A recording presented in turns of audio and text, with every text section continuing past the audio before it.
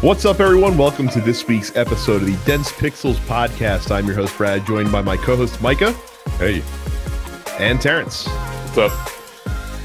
What is up is we have video game news, and then, of course, in the back half of the show, Mike and I are going to talk about SummerSlam 2017, which happened yesterday as we're recording this. Pretty good show. Like I said, we'll look forward to that when we get there. We have GamesCom, and I use the term news lightly to talk about because there wasn't much of that. We're going to talk about Micah's favorite YouTuber very soon. Okay. Before we get to any of that, though, we have a new 5-star review to read for you guys. It's by Dirty Evan and the boys. You know, I gotta say, I was proud enough getting a 5-star review from Dirty Evan, but the boys too.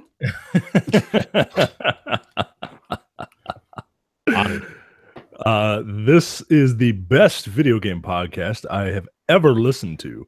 These guys are very knowledgeable of the industry and have honest reviews about games and news. I have a request that, and he's not going to do it because you spelled his name wrong. I have a request that Terrence say one nice thing about his co-hosts. I don't know who that is.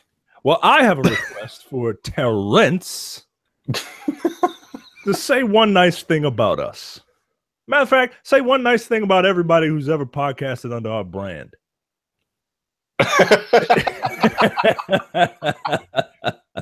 Let's see.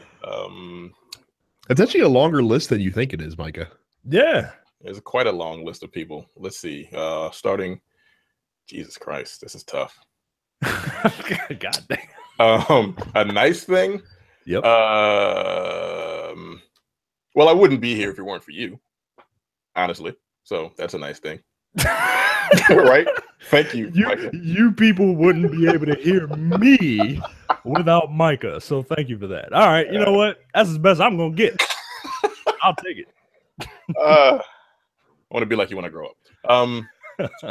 Brad, you are one of the good white people. Excellent. That, you know, from you, that is the highest seal of approval that a white person can get. I don't want to murder you on a consistent basis. It's like number 2. Let's see. Who else is there? There's Jack, the other white Jack. He's a nice guy from time to time. I've known him for quite some time. I've known him about 8 years. He's cool. Actually, no, I've known him for almost 10 years, actually. Damn, really? Yeah. I've known you for like 15 almost. There's Carrie. There's Carrie. She's very opinionated. Can't take that away from me. Cool people. Jay, he's a lunatic. But I like that because you gotta have a lunatic on your team from time to time, you know? Want to jump into the fray and help you in a fight, maybe. I don't know. Oh, that's Jack. Who the fuck else is podcasting on? There's Demetrius. He's podcasted. Oh. He's got a nice car. He's got a very nice vehicle. It's awesome. And I'll let you off the hook with one more. Matthew. He was very white. He was very white. Is that a good thing or a bad thing? I don't.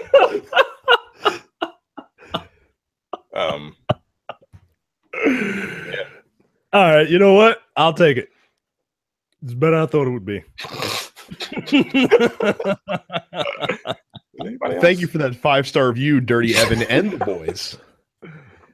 So speaking of better than I thought it would be, I hope that this is true, Terrence, of Path of Exile, because I wanted you to talk about this 2 weeks ago, but you were gone, and then last week. No, you never got a chance to talk about it.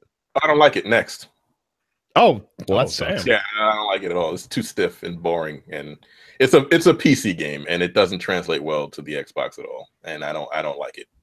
Please refresh my memory as to what Path of Exile is. It is Diablo, but like boring as fuck. That's what it is. Okay. Don't bother. Okay, well, like some people like it a lot more. American. Some people actually like it a lot more, but those people are pretentious assholes. So Diablo is just like you just want to be as incredibly powerful as possible. This game, like you got to put gems and shit, and like stuff ramps up to your difficulty. Fuck all that. I ain't got time for that. Doesn't Diablo do that? No, but you're still just destroying like waves and waves of stuff. This is like you're just running around and just killing like little. It's boring. I got to like level. I think the level cap is 35. At a level 15, I'm like, I don't like any of this at all. By the time I got to 15, I was wearing like a cooking pot, and I had like a magic wand or some shit, and my character looked whack too. Like your character starts looking cool by like level 10 in Diablo 3. It's boring. Don't bother. Wow, even the UI is kind of Diablo-esque.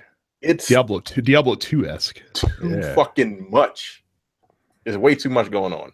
Like you got to put gems into your armor and your weapons to give them special abilities. I mean, you do that in Diablo, but it's like streamlined, so it's easier. I'm dumb, so I don't like all that shit. It's too much. It's way too much. Well, I have two games to talk about, neither of which is Sonic Mania, because fuck that game, as we discussed last week.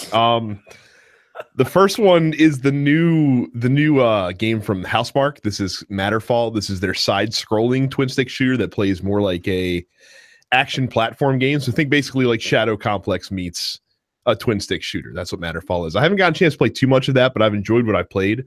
Housemarque has a very distinct style at this point, a very distinct gameplay, and if you like that, then I guarantee you that you will like Matterfall, and if you don't like it, then you probably won't like Matterfall. Okay. So Micah, you probably like this. I'm looking at videos of it. It looks cool. You know who actually might like this? Jay might actually he might actually like this, but he will never get to play it because that's true, because it's PlayStation exclusive. Yes, it is. So that one's good. The one that I spent a little bit more time with, Undertale, which is the PC RPG that came out a couple of years ago, released on PS4 this past week. I've beaten the game already because you can beat it in like 5 hours. It's not too much. So this is for those unfamiliar, this is a kind of a throwback turn-based RPG with a very quirky story. Like this is almost like a love letter or an homage to Earthbound, because it's that style of humor. It's that style of RPG. It also has a lot of very overt references to other famous role-playing games, which I won't spoil because one of the reveals caught me off guard, but made me laugh, like belly laugh out loud for quite some time. But it's really it's an interesting game. It's fun. What's cool about it too is the battles are turn-based, but they have this mechanic in the game where when the enemies attack you, it kind of becomes this like mini, almost like a bullet hell game where you have your characters represented by a heart, and you have to like dodge the attacks from the enemy that'll appear on screen. And if you do that successfully, you can minimize or even completely, negate any damage that you would take. But obviously, if you do it very poorly, then you'll get pounded on, which is cool. And it's got a very bizarre cast of characters. The final boss is also completely batshit. And caught me extremely off guard as to how that last boss battle played out. Very unique game, though. If you were a fan, if you have a very quirky sense of humor and you're a fan of old school RPGs, I would definitely recommend it, especially because you can, like I said, you can beat the game in 5 hours. There is apparently multiple endings, and to get the true ending, you have to beat the game without killing anything, which can be very difficult to do. What? How are you supposed to get through anything, life, let alone a video game, without killing someone? Anyone you fight, once you whittle down their hit points enough, you can actually spare them and show them mercy. Which means you don't get any experience points, but you still get gold. And there's like I said, the ending apparently changes dramatically if you beat the game without gaining a level, essentially. Wow, which is interesting. It's fun though. Like I said, I liked it. It was only $15. It's certainly worth $15. Okay. So yeah, Undertale is solid. Excellent. If you have not signed up for premium content, what are you doing? You can go to densepixels.com/premium, sign up for $5 a month or $15 for an entire year. I'm sorry, $50. Holy shit. I don't know what the fuck I'm thinking. 15. Yeah. $50 for an entire year of premium content. That gets you access to the airing of grievances, the Men with the Golden Tongues, Look Forward, No Time to Bleed, soon to be Dense Pixels bonus round. Again, lots of great shows. There's over, I would say at this point, there has to be at least over 250 hours of content, if not 300, maybe. Yeah. It's close. It's very close. Close enough. That you can catch up on. And it's awesome. So again, densepixels.com/premium. Sign up today if you have not done it yet. Also, if you've not checked out our YouTube channel, please go to youtube.com/densepixels. While you are there, hit the subscribe button. For those of you not familiar, if you listen to this podcast in audio form, if you prefer to watch it on YouTube and see our smiling, handsome faces every week, you can certainly do that there. And also, you also catch any other video content that we have coming down to you guys. So again, youtube.com/densepixels. So we're going to do 2 weeks of new releases this week. We'll start with this week's new releases. Madden NFL 18 releases in 2 separate versions, one of them which comes out as you're listening to this, and the other one which comes out on Friday of this week. What's the Friday one? The Friday one's the standard version of the game. The Tuesday one is the you know how EA does the deluxe editions of all their games? Well, now they're releasing those 3 days early. Oh, okay. 3 So days pay early. 20. Or they're just releasing the regular one 3 days late. That's one way to look at it too. Yeah, that's how I'm going to look at it. the cynical outlook.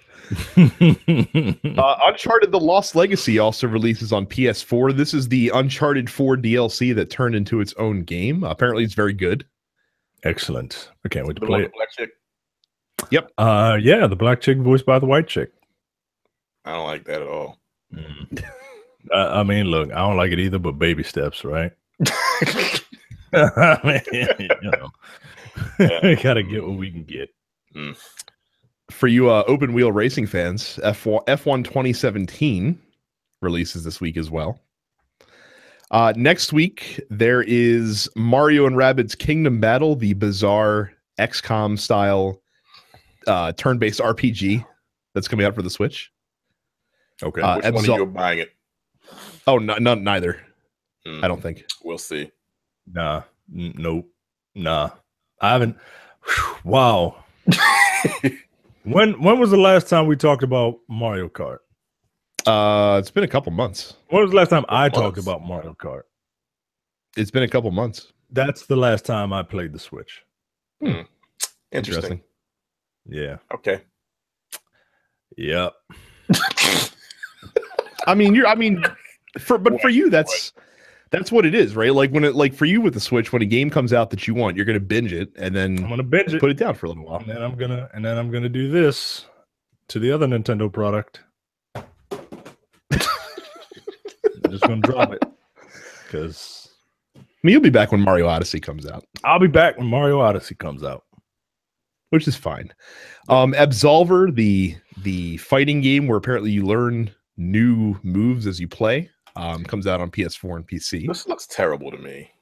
The graphics do not look good. No, it just looks like terrible.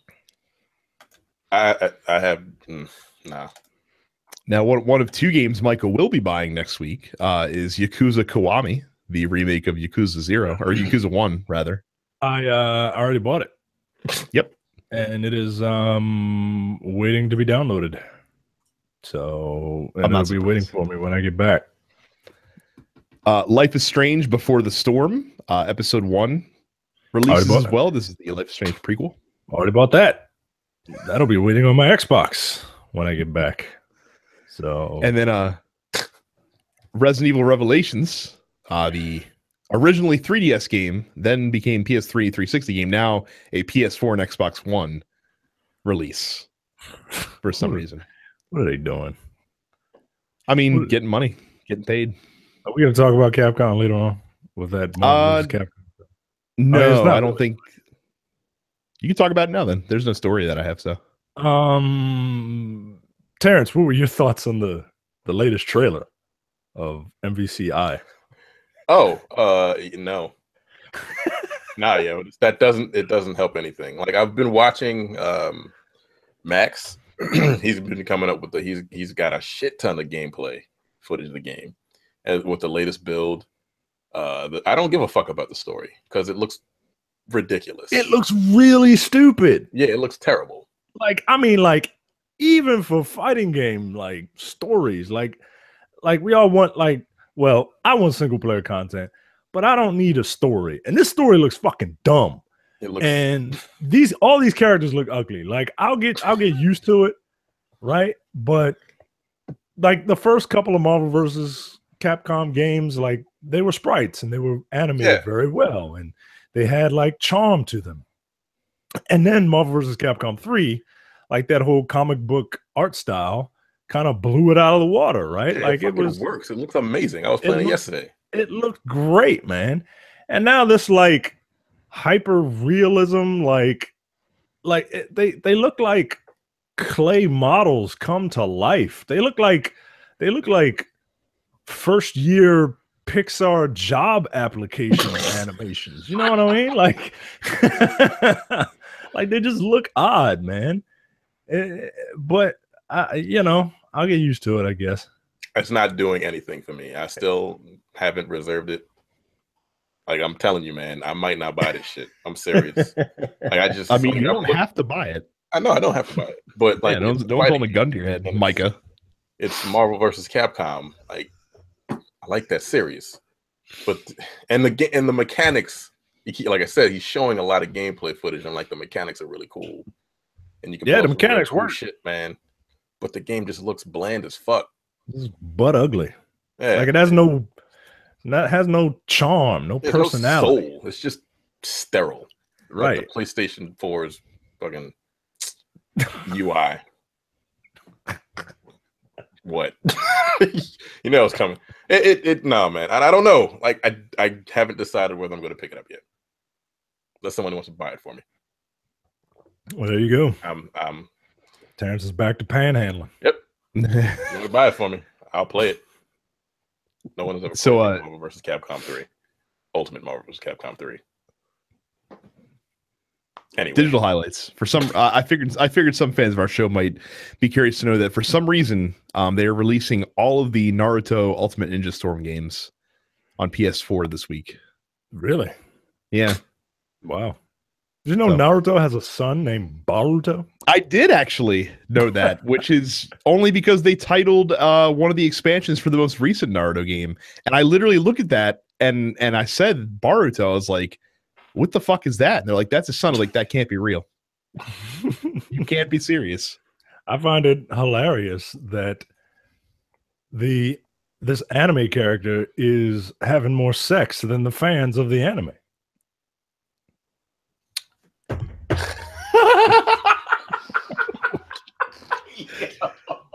Can't all be winners, guys. That shit took me a minute to fucking just process. Some release date announcements as well before we get to headlines. I'll get to the sorry, good before one. you continue the headline. Oh, Otakon would like to have a word with you. Oh, believe me, I know. Trust me. Trust me. I know. Wait, it's what? Yeah, I've been to a few Otakons before, and I've been to one of those Saturday night raves. And look, if you can't get it done, then you're a mongoloid, because it's nothing but a bunch of socially awkward kids dressed in nipple pasties and thongs, getting all sweaty and freaking each other. Like, if you can't get it done, then you must be some sort of ape.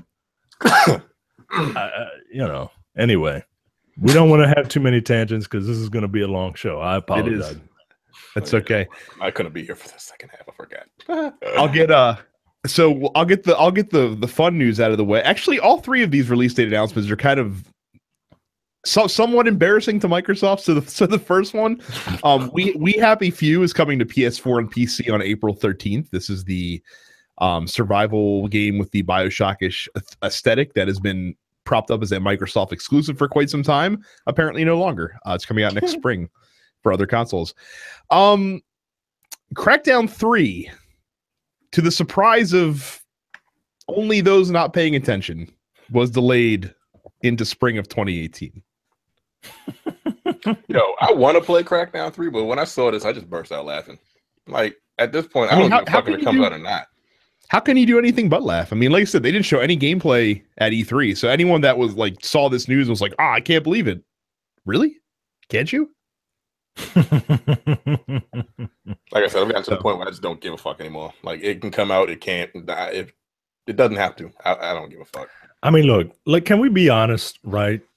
I liked the first Crackdown, but I was not going to buy it without that Halo beta or whatever it was, right? And then it turned out to be a pretty fun game. Yeah. But let's not kid ourselves.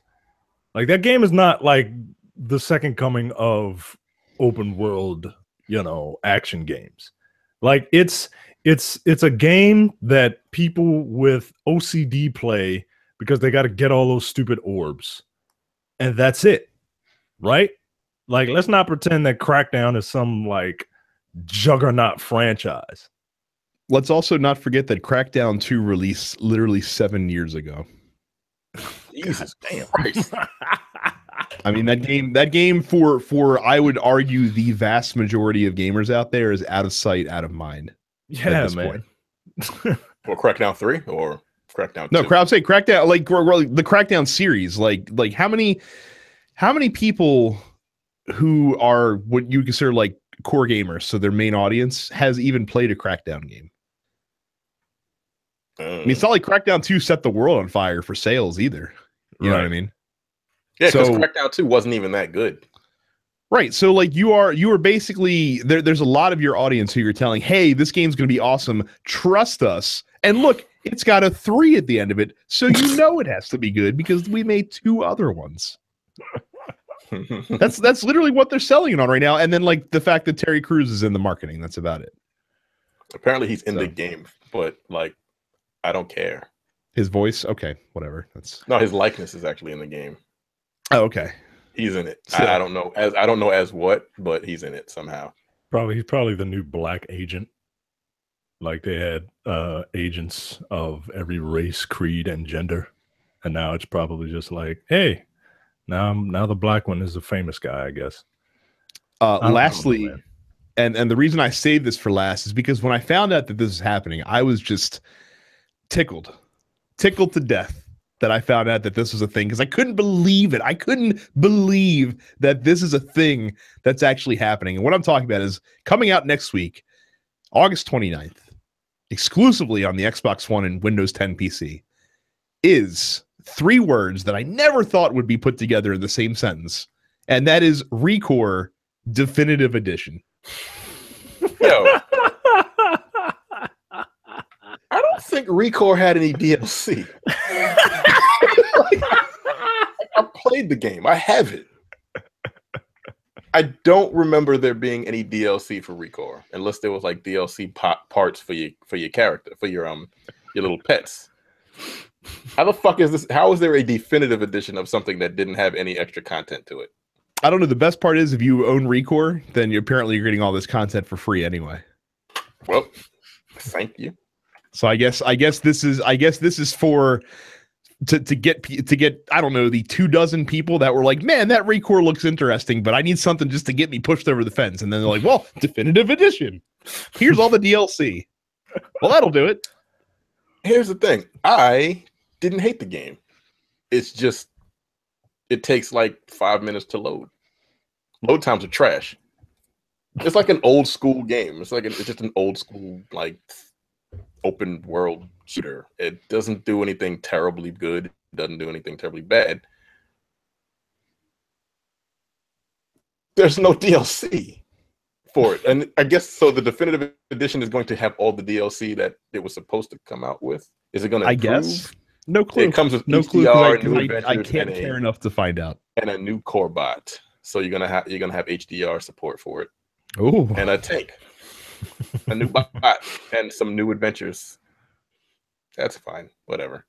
I don't get it. For ReCore. So that is our new release announcements for the week. We'll pass it to Terrence. Known Nazi sympathizer PewDiePie, or PewDiePie, as Micah would say. He condemns his brethren. I don't like this guy. I didn't watch this video. Apparently, now that they're running the streets, he's like, oh, wait a minute. All those jokes that are told about Nazis, maybe that wasn't a good idea. Yeah, maybe it wasn't. Yeah, who'd have thought making jokes and putting them online about, you know, a group of people who committed one of the worst genocides in human history might come back to bite you in the ass one day. Who'd have thought? Here's his statement. If for some reasons, okay, he's a foreigner. That automatically threw me off, but okay. If for some reasons Nazis think it's great that I'm making these jokes, I don't want to give them the benefit, Yelberg said. So I'm going to stop doing it. Nazi memes, they're not even that funny anymore. Nigga, fuck you, yo. Like, really? It's sort of a dead meme, so just to make it clear, no more. It's not me censoring myself. It's more like I don't want to be part of this. Okay. All right. What else can you say? My favorite part is apparently 2 days before he put up this video saying that he wanted nothing. He wanted to wash his hands of these comparisons to Nazis. He posted a joke on Twitter saying of a guy linking to a HuffPost story of a guy who slight of sortly resembled him in passing. And he says, "Dear Nazis, stop looking so identical to me. You're not really helping my case here." That was after the Charlottesville rallies, by the way, that he posted that joke. So, all right. Yeah, people died there, buddy. Yeah. Woman died. Yeah. A woman died. And you're making Nazi jokes. As a matter of fact, you made the Nazi joke. I like to think that all these torch-wielding dudes were PewDiePie fans, and they saw that he made that Nazi joke when he had those people like hold up five Nazi signs for $5, and I'd like to think that was the catalyst that said, "Hey," they were like, "Hey, this PewDiePie guy is pretty funny. Let's hold a rally in his honor in Charlottesville." Yeah. He did it. He's the cause of it. Sorry, guys. He's the cause of it. And what the fuck? Like, even PewDiePie condemns Nazis at the first opportunity that he gets. Well, I wouldn't go as far to say this was the first opportunity that he got to condemn Nazis. Okay, yeah, you know what? You're right. You're right. He's late too. He went on to say, a lot of people loved the video and a lot of people didn't, and it's almost like two generations of people arguing if this is okay or not. I don't think anyone likes Nazis except for Nazis. But my intention was just to show how stupid the website is and how far you can push it by paying $5. He's talking about Fiverr in that case. Fuck you. No, you didn't. Oh, right. Okay. So you were nigga, wait, what? Suck my dick, dude. Fuck off. I'm done with him. He's a Nazi. Next die in a pie, as far as I'm concerned. Why do I know you made that joke yet? The Rock is terrible. I'm just joking, guys. Someone paid me $5 to say it, so it's okay. Man, we are on all cylinders here. The Rock picked tunes for you to listen to while playing 2K18, WWE 2K18.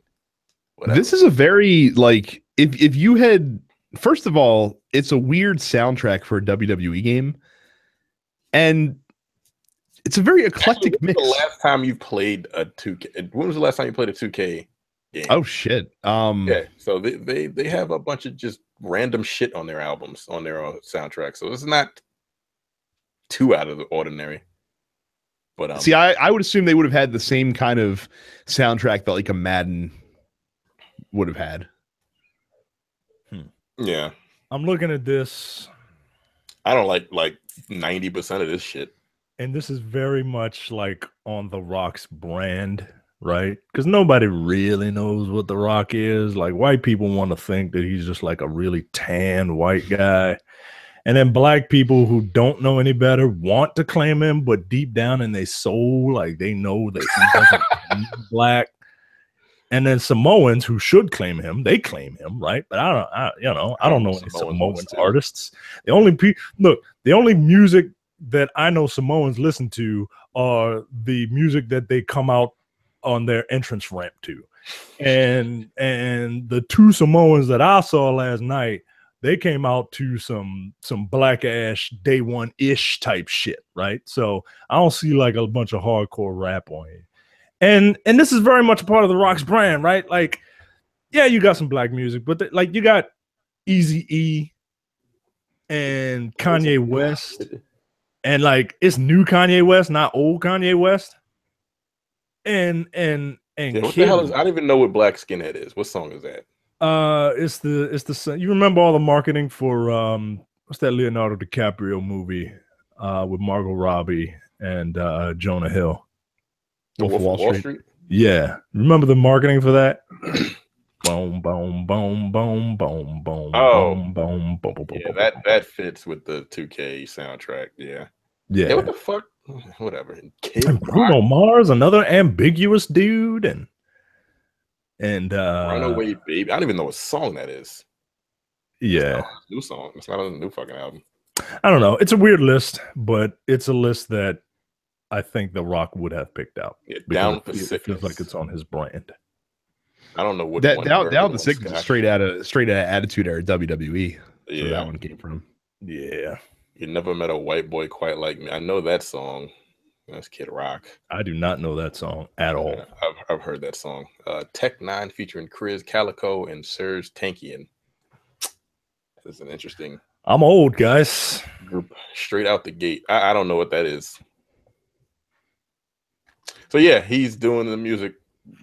It sounds like just a regular ass fucking 2K soundtrack to me. Next up, Bioshock is getting a 10-year anniversary $200 collector's edition. That's a lot. It comes with a Big Daddy, I think. Is that? Yeah. How big is that Big Daddy? 11 inches tall. Yo, you couldn't even make it a foot. Yeah, right. You're gonna chop that fucking 1 inch up. Get out of here, man. So apparently the drill is motorized, though, according to this. Oh, classic motorized drill. That's cute. What are you gonna do with it? Nothing. Sit it there. Exactly. For $200 for a game. I've played this game like 6 times over. I've played it quite a few times. Very good game. I'm not paying $200 for a Big Daddy though. I think there's enough fans of the franchise. Oh yeah, that would shell for this. So they'd pick it up. What else does it come with? Is that it? Well, it comes with the Bioshock collection too. So you do get all three Bioshock games for PS4 or Xbox One. That's not bad. No. So yeah, I'm assuming the statue is very nice. This is hardcore fans only. Just odd for a 10-year-old game to come out with a collector's set. Also, Bioshock is 10 years old. Yeah, God damn. She came out in 2007. Jesus fucking Christ. It still holds up. Yeah, it does. Oh, yeah. Well, considering it's a 10-year-old game. Yeah. Get yourself a Big Daddy. Yeah, I mean, if you've never played Bioshock, I wouldn't recommend you rush out to get the $200 version.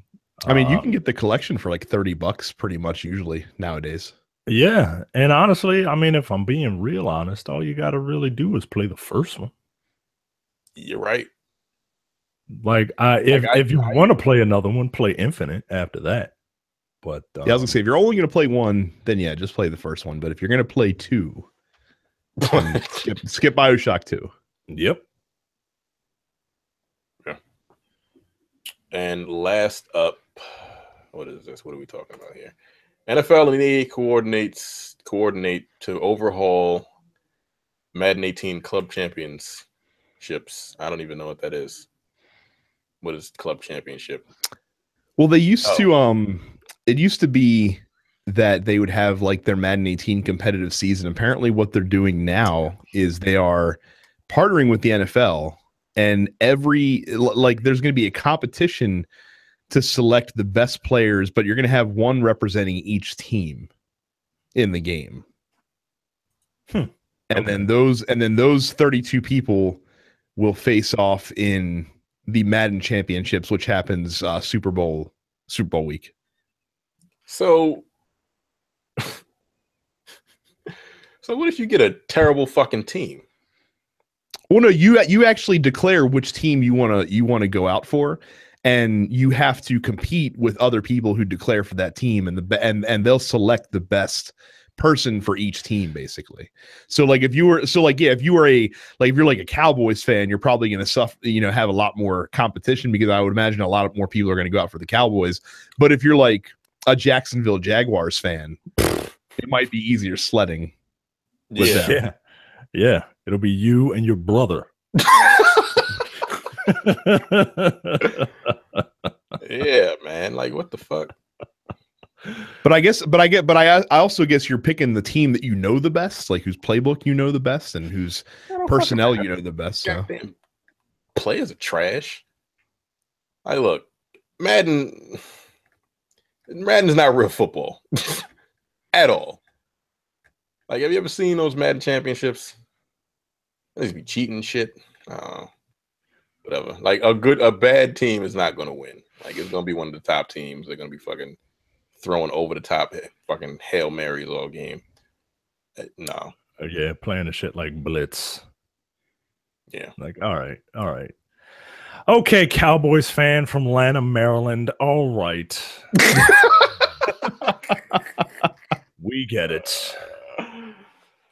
Oh man, fucking Cowboys fans make me sick. I really do. So they make Micah even more sick now. They're all over the place down here, man. All over the place. Well, they're all over the place everywhere. Yeah, but it's a little different here. You know, how in Redskins country, like it. All right. Well, and I imagine it irritates your wife that much more because she is a fan of the Washington professional football team. No, she isn't. I thought she was. No, she don't give a. She was a fan for some strange reason. She was a fan of Robert Griffin. Oh, okay. Like, what the fuck? Like, she's not a fan of teams. She's a fan of players. So she just sticks with FSU then. That's all she actually. Yeah, she's an FSU person. That's it. Like, she's not a Jaguars fan. She's not a Bucks fan, a Dolphins fan. Like, all them teams in Florida, fuck all of them. So I said, all right, well, we are Ravens house. Good luck finding a game to watch on Sunday, because they don't generally play Ravens games where I live at. But I'm not driving all the way to Germantown to watch it. So fuck it. I might just sit the season out anyway. Go for it. It's liberating. Yeah, I haven't. I don't think I've watched an entire NFL game in like 4 years. Yeah, it's been a while. They need 3-minute quarters, just like Madden. You make them 3-minute quarters, then I'll watch them again. I mean, it's all they end up playing for real, you know? Right? You wouldn't be missing on that much, I don't think.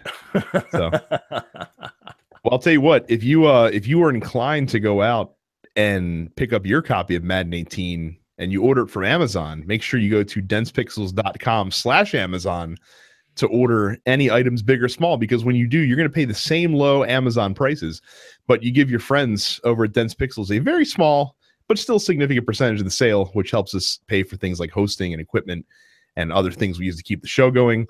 So again, anytime you buy anything off of Amazon, big or small, densepixels.com/Amazon, including your Project Scorpio Xbox One console.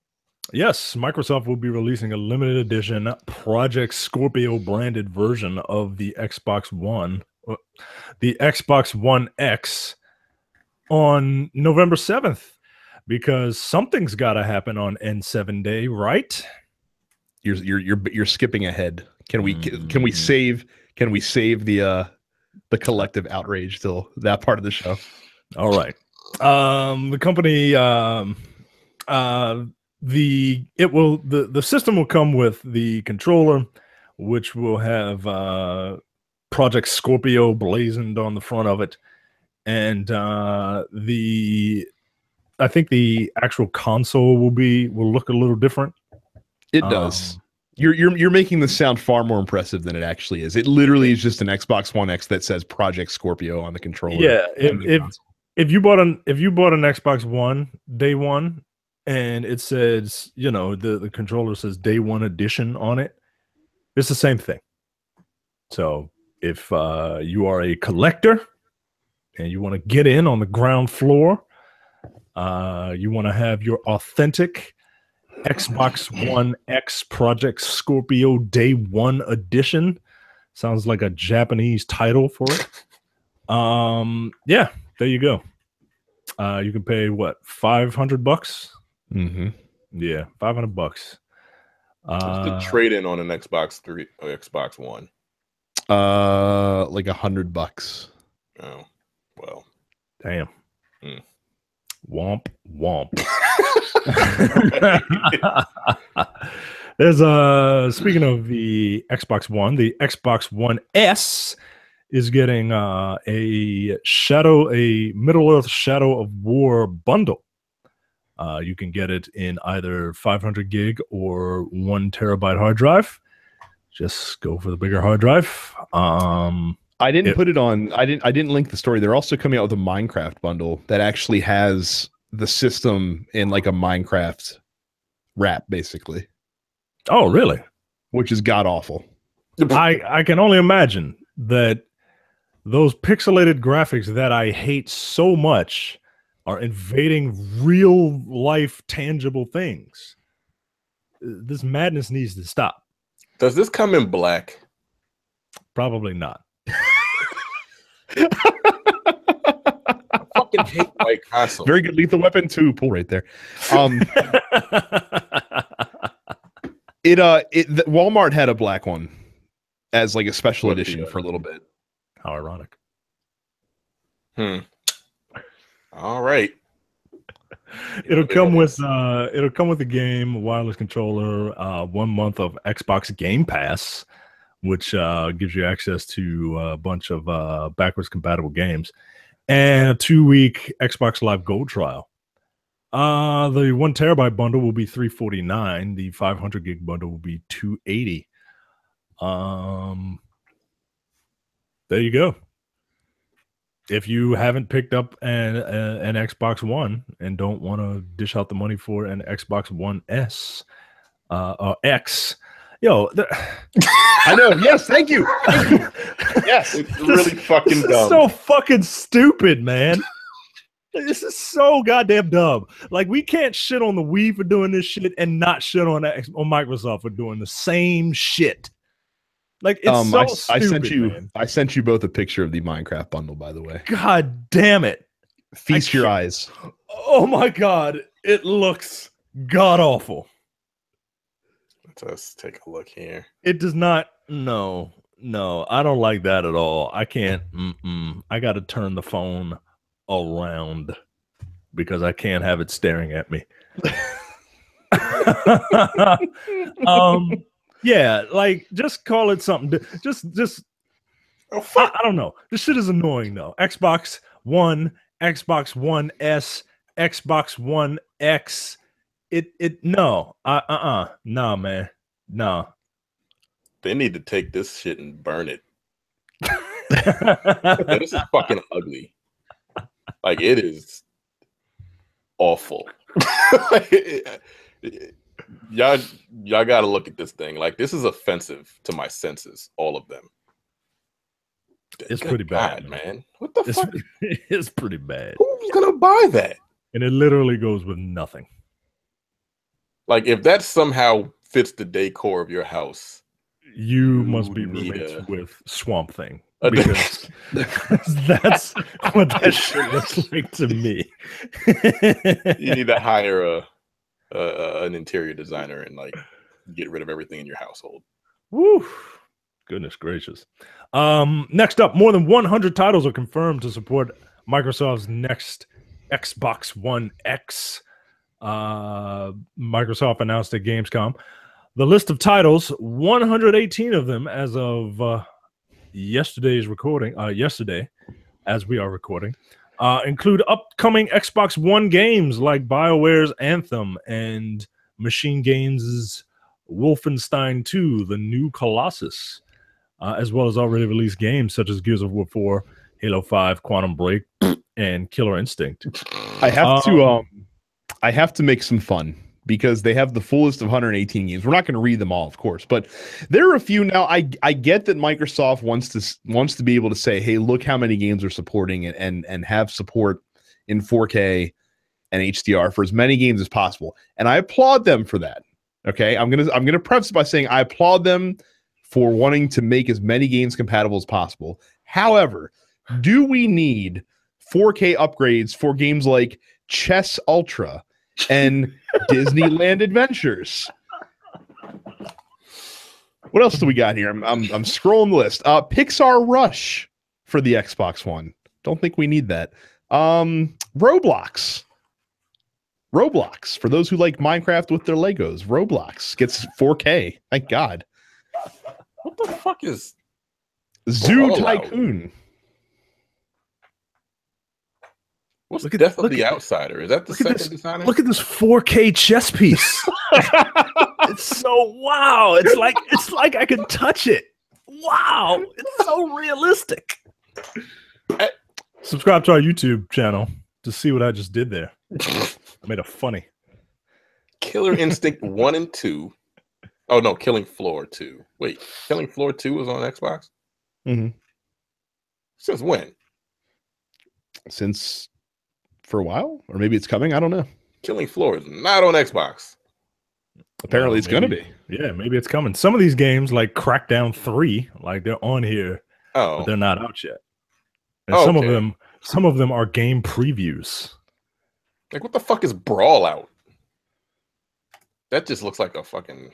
That sounds maybe it's like a Fallout fighting game that we just didn't know about. Brawl Out.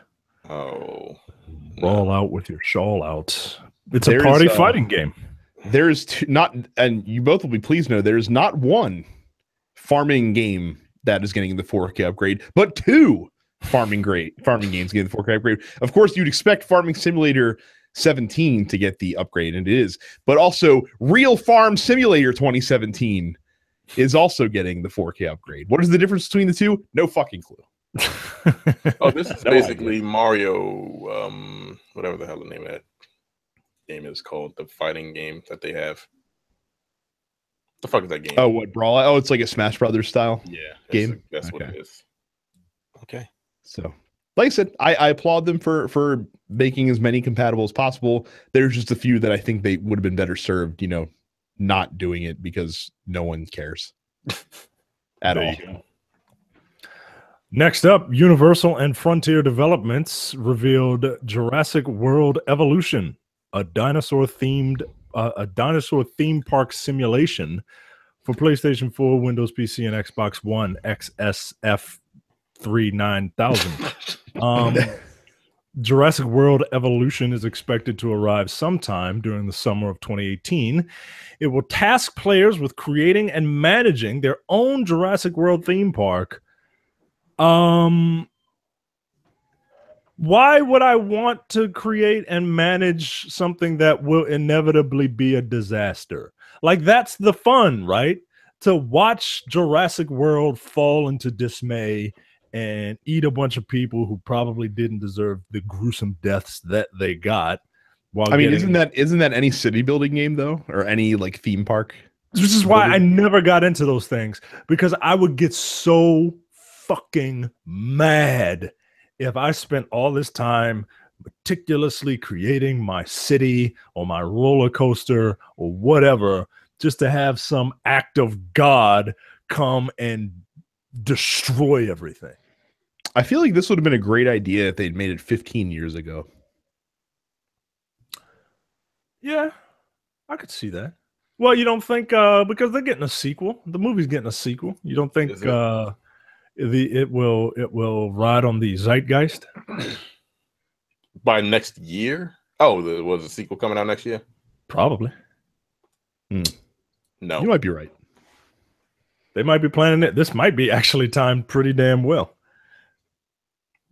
So you think people are going to be like, hey, let me create a Jurassic Park theme park and manage it like SimCity? Jurassic World Fallen Kingdom releases June 22nd, 2018. Well, there you go. Boat Jurassic. Oh, the movie. Yeah, the movie. I was about to say, is that the name of the game? What the fuck? I only want this game to exist is like if you're building something. I want there to be like, you know, what quality do you want to build this thing? And there's like 3 options, and the bottom 2 are like skimp on it. The second one's like normal, but those are grayed out. You can't select them. The third option is the one you're forced to pick, and the third option will be spare no expense. I don't get it. It's a joke from the first Jurassic Park movie because the guy that built the park, John Hammond, every time they're like they point out something to him of like how awesome it is in the park, he's like spared no expense, like in the entire movie. Oh shit!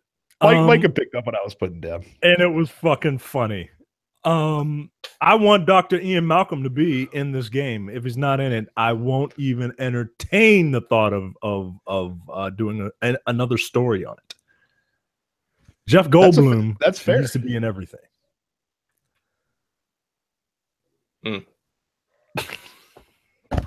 I'm just tuned out of this story. I don't care. Like, what is, Micah, what would the Jeff Goldblum dialogue box look like when you're talking to Ian Malcolm in this game? Oh shit! It would just be and then dots, and then and then dots, and then like you'd have to open up another window to finish the thought, basically. Yeah, like. And what if you had what if you were Dr. Ian Malcolm and you had dialogue choices? Whoa. Will be ellipses, ellipses, and just Those are your 4 choices. With a 5th choice, I'm getting bitter. It's from The Fly. He was in that movie. And it was fucking gross. And the movie's awful. Don't watch The Fly. It's good. It's gross. Don't eat and then watch it. You'll throw up. Don't eat and watch it. Don't eat while watching it. Don't watch it and then eat. Matter of fact, just don't watch it. It was a good movie. Don't watch it. Gross show. You know what else is gross? EA and BioWare abandoning Mass Effect. They released a statement saying that patch 1.10 was going to be their last patch, the last update. They don't plan on introducing any future content, story single player content. They say they will keep updating the cash grab component of the multiplayer. But look, it's sad, but at the same time, didn't we call this? I think we did. Yeah, I think we did because it just got so much. It just got so much ill will from people that people were just like, and it's a shame. The game was cool, man, but they're apparently going to continue. They're apparently going to continue telling these stories through books and comics in the Mass Effect universe from Andromeda specifically, I guess. This is someone put in our fan group. They said in response to the story, didn't Mass Effect 3 kill Mass Effect? And it did. We just didn't realize it until 5 years later that it did. It's very sad for me because, like I said, Mass Effect we've talked about on this show before, and we talked about it when Mike and I reviewed it, is a game that got a unfair. Well, I mean, okay, you can debate the merits of fairness, but it got a bad rap when it came out, and it stumbled thanks to the critical response, which was fair, and thanks to the internet response, which I think was what was unfair. Yep. And it never recovered from that.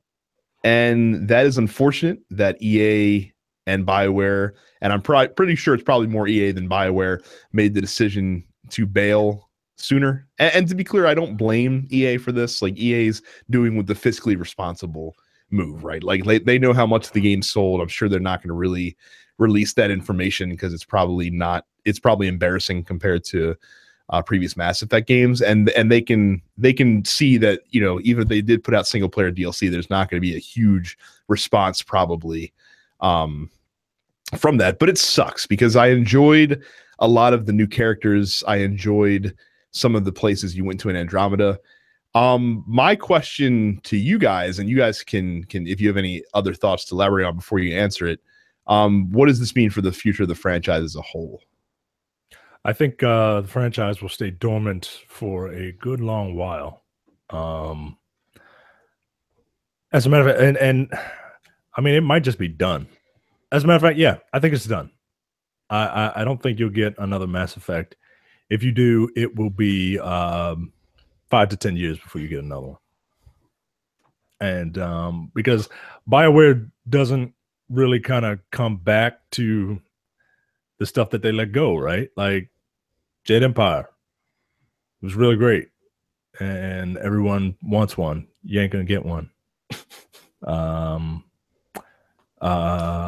Baldur's Gate, really great, like really great. You ain't gonna get another one.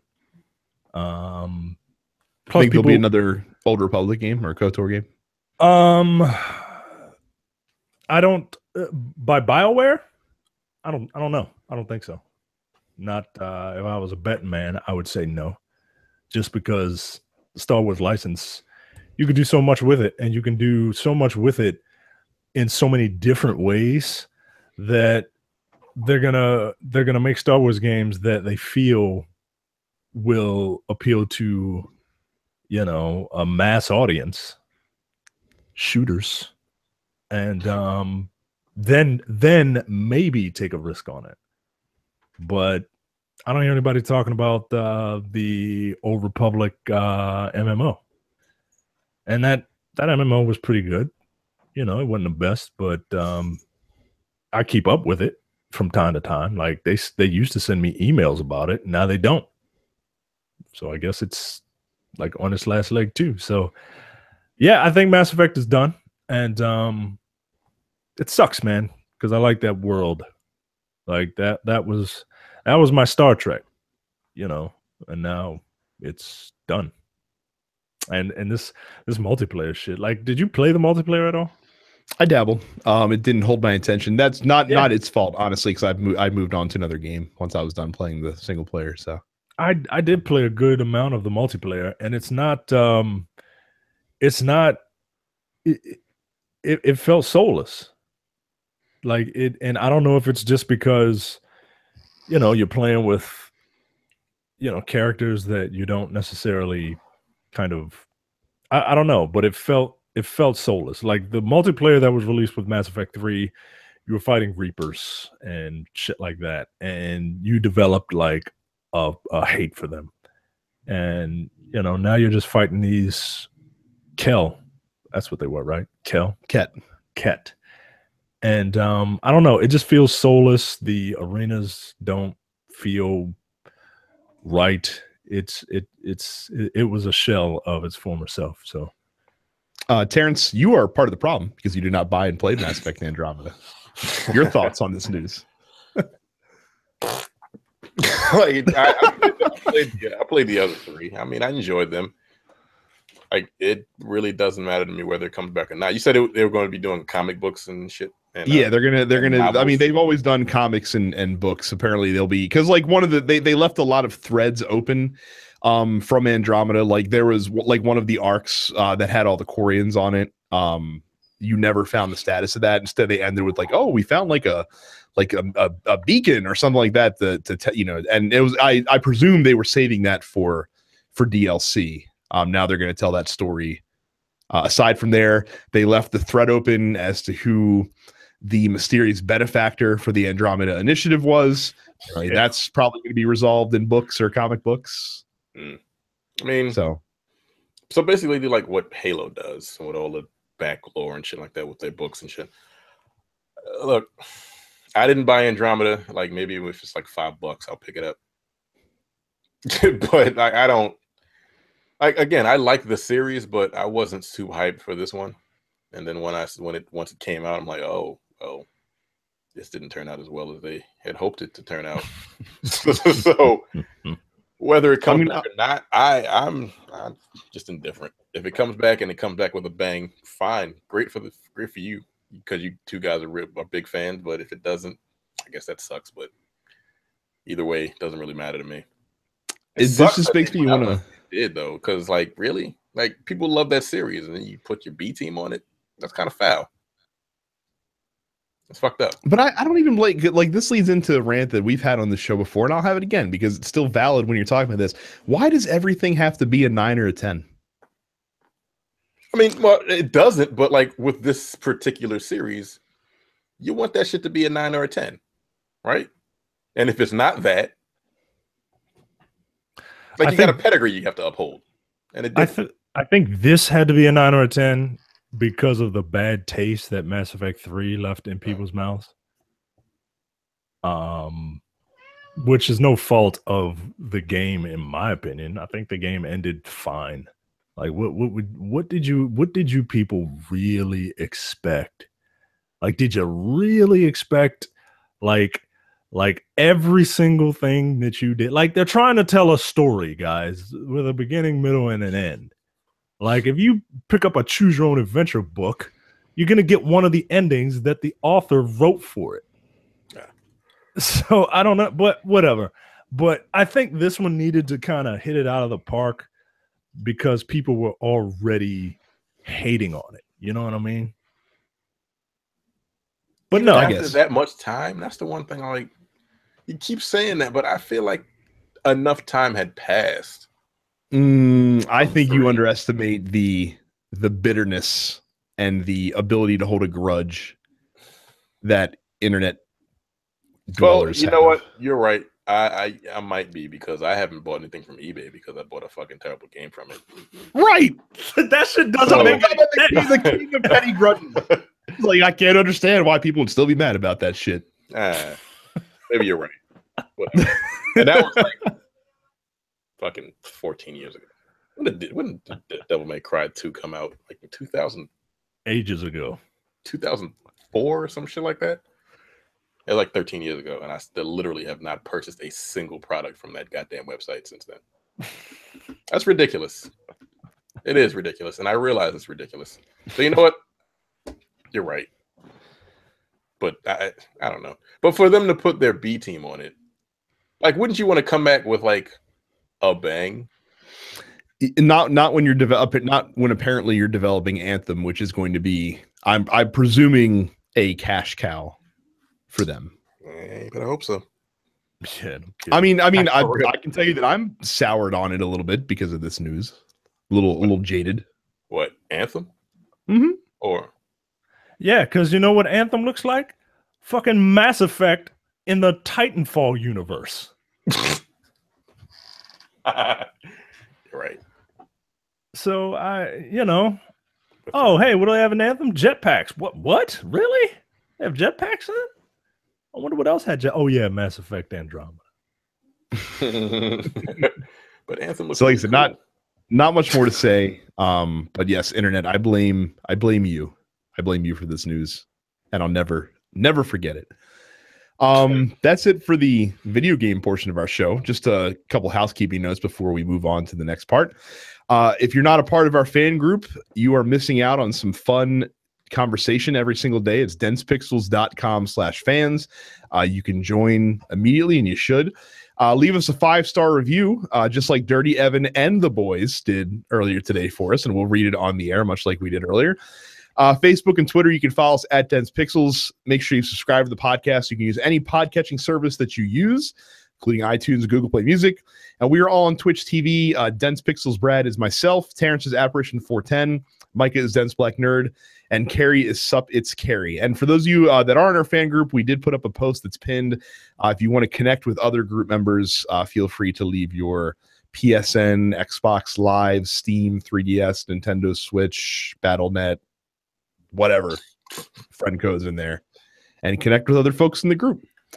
So we will bid Terrence adieu because he did not watch SummerSlam. So Terrence, we will see you next time. I am. And and also for those listening who aren't going to stick around, no show next week from us. We are taking the week off. Mike and myself are both going to be out of town So you get the week off from us next week if you're not going to listen to SummerSlam. For those of you that are sticking around, though, SummerSlam 2017.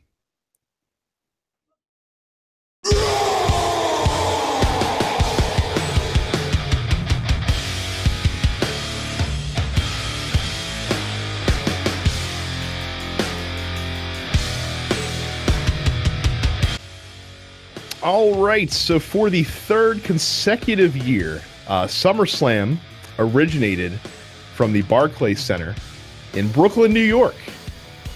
And Micah, I don't know about you, my man. I was pretty worried about this card because there was a lot of matches on there that I didn't care that much about. Yeah, I wasn't super excited, and I'm usually super excited for the Four Pillars pay-per-views. And this one just wasn't really doing it for me. The night as a whole was okay. I wasn't upset by it. And I think it ended with a bang. Like, it ended leaving me like super jazzed. I'm going to go further than you. I think this was one of the better pay-per-views they've had this year so far. Because there were only like if you think about it, first of all, Takeover and Brooklyn will also very quickly. I thought Takeover was a very average show, and by NXT standards, that is below average, right? For their events. There's only one really great match for me on that card, and it was the first match. And the other ones were just okay. Didn't really do much else for me. So I was a little let down with Takeover. The pre-show for this show, which again we're going to talk about very briefly, the 6-man tag with the Hardys and the Miztourage and Jason Jordan, they had to pull before anyone really got settled into the arena, so that you kind of write that match off. The Cruiserweight title match was okay. I think the match they had on Raw between Tozawa and Neville was better. Yep. And then you had the New Day versus Usos tag team championship match, which started off a little plotty for these two teams, but oh my God, did that match get insane. It did, man. As look, I'm a sucker for a tag team match, and like a tag team match with real tag teams, not just like two dudes thrown together. And like you said, this one started off kind of slow, but it ended. They pulled some new stuff out, and I really enjoyed it, man. And of course, the Usos beat the New Day to reclaim the SmackDown tag team titles. But that got us started with the main show, and jerking the curtain in this year's SummerSlam, none other than one Jonathan Felix Cena, as he faces Baron Corbin. Micah, John Cena getting opening match duties. Shocker. It is where else you gonna put him? Well, right? and it's funny that you said, because I think that if this was going to be your opening match and you didn't have the pre-show, this would have been an odd choice, because like John Cena is good, but Baron Corbin not exactly the type of wrestler that you would expect is going to liven the crowd up, right? To get your show started. But because they had the absolute crazy tag team match before this, you can get away with it. Yeah. And this very much felt like a cool-down match to me.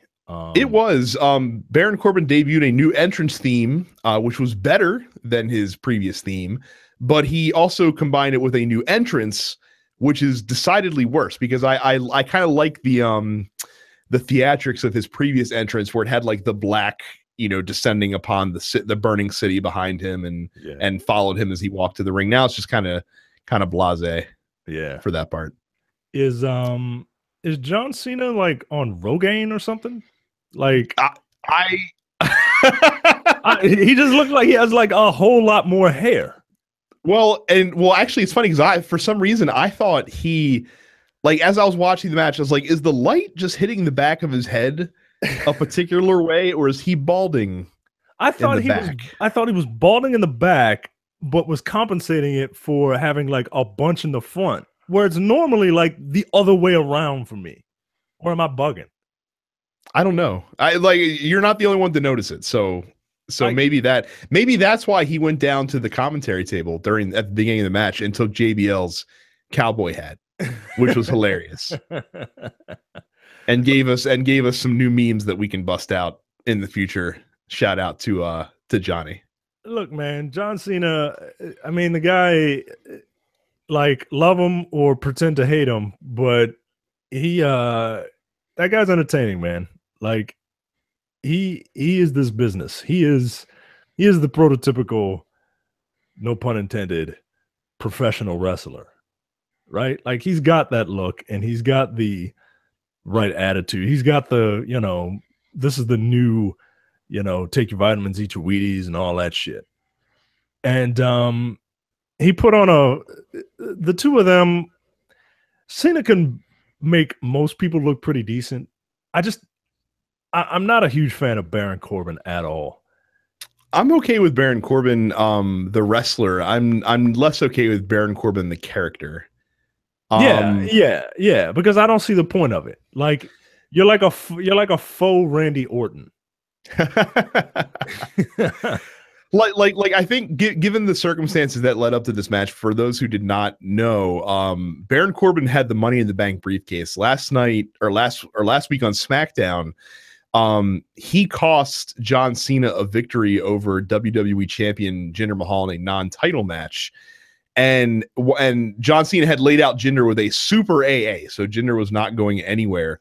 And after Baron Corbin attacked John Cena, he returned to the ring, cashed in his Money in the Bank briefcase, but a distraction from John Cena allowed Jinder to get the roll-up and retain the title. So John Cena cost Baron Corbin his Money in the Bank briefcase. I expected that to lend itself to a more ferocious Baron Corbin and use that anger to have a really engaging match. I'm like, oh, that's what this match needed to make it interesting. You needed a reason for these two to fucking throw down on each other, but it never manifested itself. Like they had the match that you would expect these two to have. Yeah. And also somewhat surprisingly, like I actually kind of thought Corbin would win because the rumors that Cena is going to be hopping over to Raw for a little while now. But John Cena wins after an AA. Clean. No shenanigans. So very weird match, but a decent match. Like it was fine. Yeah, it was fine. Yeah. Next up, Natalya wrestles for the SmackDown Women's Championship against Terrence's favorite, Naomi. Probably a good thing Terrence not here to talk about this match. He didn't see it, so he would just be, but fuck this, I'm out, and then he would just log off. Natty's one of those wrestlers who's been around forever, but never really had that run. You know what I mean? Like she was a Divas champion a couple times, but she never really, like you would have expected her to be a leader in the women's division, and that never really came to pass. Yep, and it is that reason why I knew 100% that she was going to win. Interesting, because I wasn't sure. I didn't think that they'd put the belt on her. I enjoy this match more than it was a quality match because of Natty's offense. This match seemed much harder hitting than your average women's match that you see. Yeah, they were moving a little stiff, much like I didn't know if like there was like real beef there or something. You know what I mean? Mm-hmm. Look, man, I'm not a fan of Natalya the character, but I do acknowledge that she's probably due. And while I didn't want that finish, I understand that finish. I would have preferred that it wasn't a submission victory, but that's kind of their thing, right? In the heart. I think that I think it was fair to Naomi because like she had her in the sharpshooter for a while, right? She didn't tap out. Made it She didn't tap out. She reversed it, and when she like did that forward roll and flipped Natty into the turnbuckle, I was like, oh shit, right. And that led to Naomi going for the split-legged moonsault, but it was blocked. Natty put her knees up and locked her in another sharpshooter. This time, no place to go. You know what I like about Natalya's sharpshooter? I like how wide she sits down. Yeah. For some reason, I think that just makes it look more punishing because she gets a little bit lower than most folks do. But Naomi taps out. The third title change so far, by the way, because Neville won the cruiserweight title as well during the pre-show. So three title matches, 3 title changes, and I love the fact that Natalya kept that heat because she basically popped off to Naomi after the match was over. She's a very good heel because I can't stand her. And that's the mark of a good heel, man. Like that's why I laugh at my wife all the time because like whenever there's like a really dastardly heel, she's like, I hate him so much. I'm like, well, then he's doing his job. That's the point, man. That's the point. The next match on the card is the one that makes you say, man, I can't believe the Usos and New Day were relegated to the pre-show. And that is Big Cass versus Big Show with the big mouth, Enzo Amore, suspended above the ring in a shark cage. WWE really loves those shark cages this year, don't they? I always thought that like they should be used as some sort of like punishment for, locker room shenanigans. Well, like, then in that case, it's being used appropriately here, apparently, if you to believe the dirt sheets. Right. Like, and I'm like, all right, I kind of imagine. Yeah, I kind of see that happening. This match was, it was boring. I mean, the crowd thought so too. Yeah. They made their voice heard. It's been a while since I've heard a boring chant. I got to say, as much shit as I give the WWE crowd, and they deserve it. Boring is something that seems to have disappeared for the most part. Yeah. From the lexicon and only thrown out when it's truly deserved. Look, man, I think Cass could be a very good wrestler one day. I don't think him cutting his teeth as a singles performer on the main roster is a great idea though. Yeah, he's I make fun of his mic work, but it's not that it's bad. It's just that it's just rough. That it's not good. Like it makes him sound very good, Big Cass. Like it makes him sound like an idiot. You know what I mean? Like, and I haven't heard the guy speak outside of WWE programming. I don't know if he has like an English accent or something, and he's just putting that shit on. But it makes him sound like SAWAFTSMART.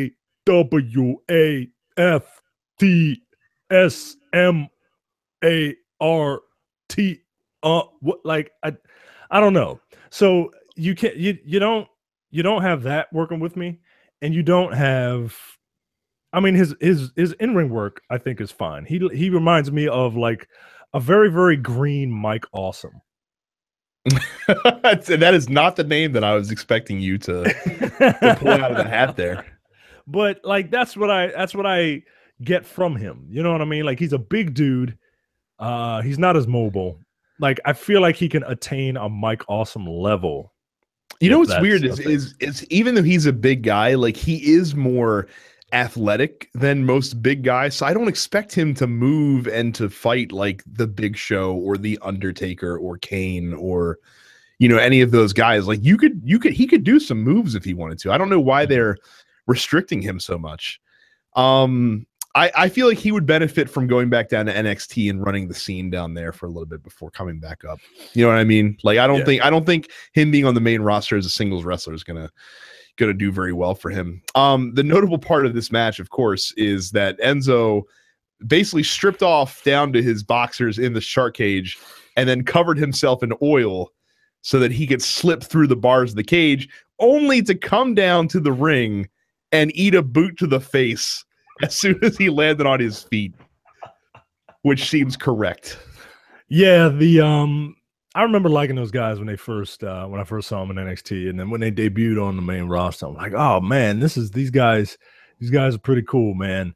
And then I kept noticing that Enzo doesn't wrestle, and I was like, all right, so what's this guy doing here then? And yeah, the experiment is over with me. Well, and I finally figured out why I don't like him and why his shtick grew old. And people, when they first came up and when they first were doing the thing, people compared him to like The Rock on the microphone, and that made sense. Like the promos were very Rock Attitude Era-esque. You know what I mean? As close as you could get in the PG era. But the thing that made The Rock awesome is that The Rock would ad lib, and the promos would evolve and they would change and they would be different, whereas Enzo Amore basically cuts the same promo every single week. Yeah, a couple of yeah, all right, yeah, a couple of haters. All right, we get it. We get the turkey walk or whatever that shit is. Like, we get it. Yeah. Yeah, I see what you're saying, man. And I don't know. I forget the idiom, but he's lost his luster for me. Like, I don't even find him like entertaining on like a purely visceral entertainment level anymore. So after booting Enzo, Cass hits Big Show with 2 big boots and his big elbow drop to get the 1, 2, 3. Right guy won, at least. I mean, there was no reason Big Show needed to win that match. So right. That's all you can say. Speaking of all you can say, so Randy Orton versus Rusev was a match that manifested itself out of nowhere because you had 2 guys that needed something to do, and why not have them fight each other? Now, let's have this on the main roster. Let's have this on the main card. It's I like Rusev a lot, and it seems like a lot of fans also like Rusev a lot as a character, as a wrestler. I don't understand why he can't seem to get that push that he got when he first came up. Yeah. I don't understand. It's the haircut, man. I like the haircut. I like the haircut, but apparently you cut your hair. That's it. So Randy Orton had been on SmackDown the previous week. He came and delivered an RKO to Rusev literally out of nowhere. As Rusev was in the ring talking. So Rusev wasn't going to let Randy Orton get him this time. He jumped Randy Orton during Orton's entrance before the bell and beat him down on the outside of the ring before the match started. Eventually, they worked back into the ring. Orton was in the corner struggling to get up. The referee was able to separate the two. Finally, he rings the bell. Orton baits in Rusev, who runs into the corner, turns around, and delivers an RKO for the 1, 2, 3. This match officially lasted about 10 seconds. What do you think of Randy Orton? I think he's it's sad, right? Because he's just been relegated to a move. That part of it is sad, and it's even sadder because in Randy Orton, you have a guy who can play a very good evil heel. Like people do forget that Randy Orton was a dickish, like dastardly heel for a couple years in the mid to late 2000s, back when he had the Legend Killer gimmick, and he used to kick old men in the head. Yes, yes, he did. Back when he was punting people, and that's the Randy Orton that's the best. I hate babyface Randy Orton.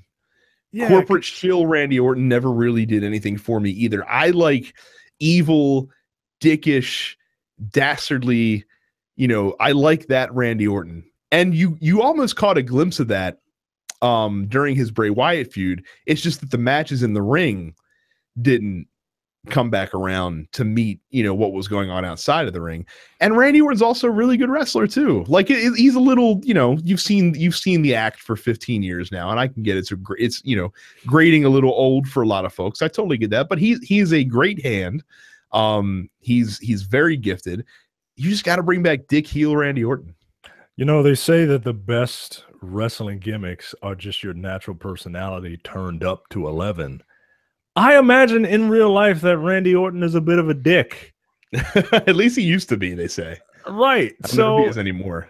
So, like, man, it would be really nice to have that back. But, yeah, because you're right. Like like when he's a face, it's like he's still trying to be like a badass though. And like wrestling is like, it's about extremes, man. Like you got to go all in, or like you can't like half-ass the shit. You know what I mean? Like you gotta be Thugonomics or Captain America. There is no Thug in America. You know what I mean? So and as long as you get a reaction, people will dig it. So I don't know, man. Come back, Randy. Yeah. Come back 2005 through 2008, Randy Orton, please. The world awaits you. Sasha Banks versus Alexa Bliss was the next match on the card. They were fighting for the Raw Women's Championship after Bayley suffered a shoulder injury and had to abscond. These two apparently have real life beef with each other, by the way. Didn't really translate in the match too much, which is also a shame. There was one right hook from Alexa Bliss that sounded amazing, and she looked like look, they sold that shit. I was like, oh, is this part of the, like, are we about to go? Like, are we about to get stiff? Like let's do it. And it didn't really manifest itself. The match itself, I think, was pretty good.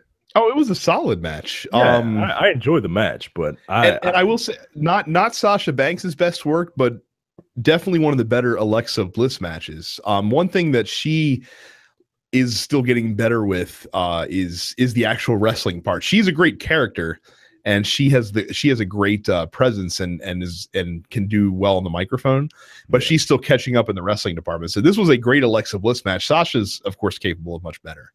Yeah. But a back and forth affair here.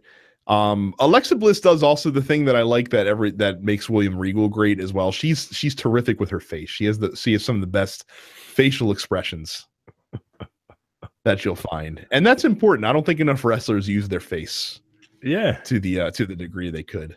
Yeah, you're telling the story, man. Like, you can't just be like stone faced and then all of a sudden like you get put in a submission hold, and now all of a sudden you got to feign like this is killing you. You know what I mean? Because they tend to not know what to do. Like, you gotta fucking mean mug, man. You gotta tell that story, man.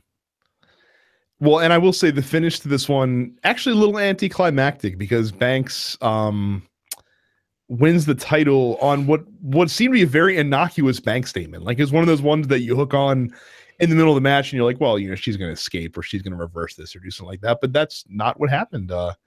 Alexa taps out. Yeah.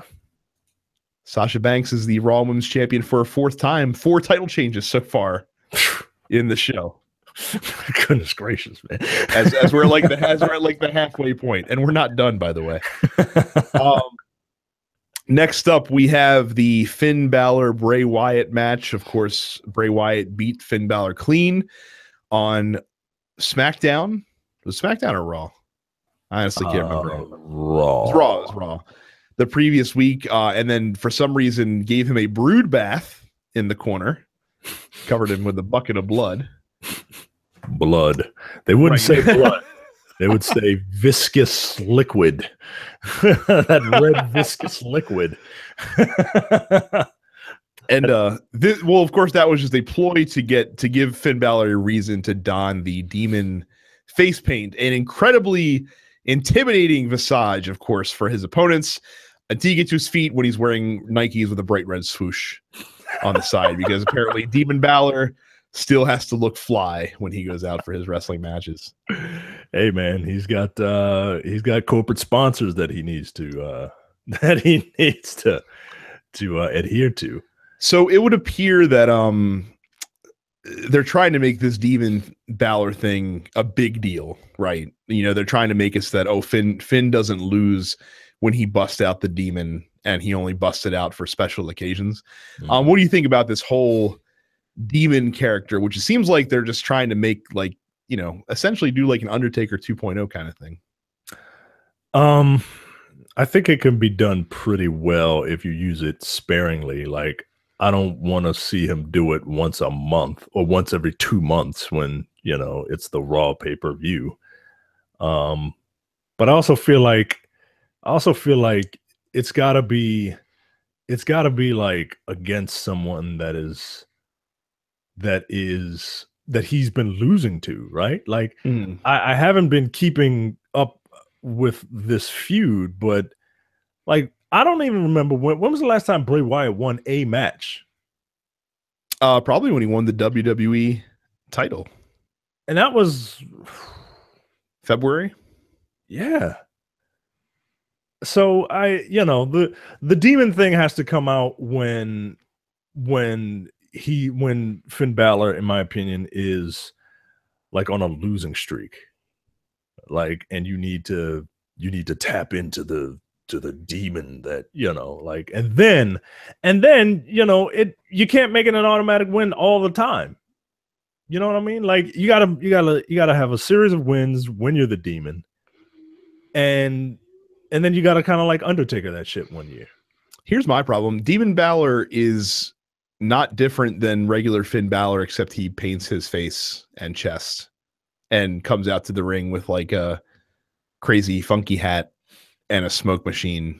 You know, like his moves aren't different. He doesn't wrestle differently. His attitude's not that different. He crouches a lot more in the ring. But none of his repertoire is different. Like I would expect this to be like an ultra aggressive version of Finn Balor, or maybe have some like maneuvers that are only done like I think that's the kind of stuff you have to do to make it distinctive. So you want essentially to his demon form to be his V trigger. Yes. I think that would be the optimal way to do this if you're going to continue making this a thing. I mean, if you're going to look like Nakali, like, you might as well just rip off everything. Because like I said, like the match between these two was just all right. Here's another fun point that I stumbled upon while I was watching this. As good of a character as Bray Wyatt is, when was the last time that a match was good because he was in it? So what you're saying is Bray Wyatt is the Michael Fassbender of professional wrestling.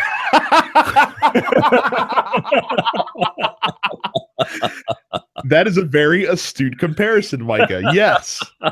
He is the Michael Fassbender. He is the Michael Fassbender of professional wrestling. Like, he's really good. The guy, because he gets a lot of plaudits. Like, he's very talented, but nothing has ever been improved simply because of his appearance in it. But seriously, like when was the last time that he carried someone to a terrific match? Man, I honestly don't know, man. Because, okay, here's another weird question. What are Bray Wyatt's best matches? Ooh, I'll list them for you. It's real easy. Ready? John Cena. And John Cena's the worker, you know. Yeah. The modern day worker. Seth Rollins. Yeah. And that's same kind of thing. Yeah.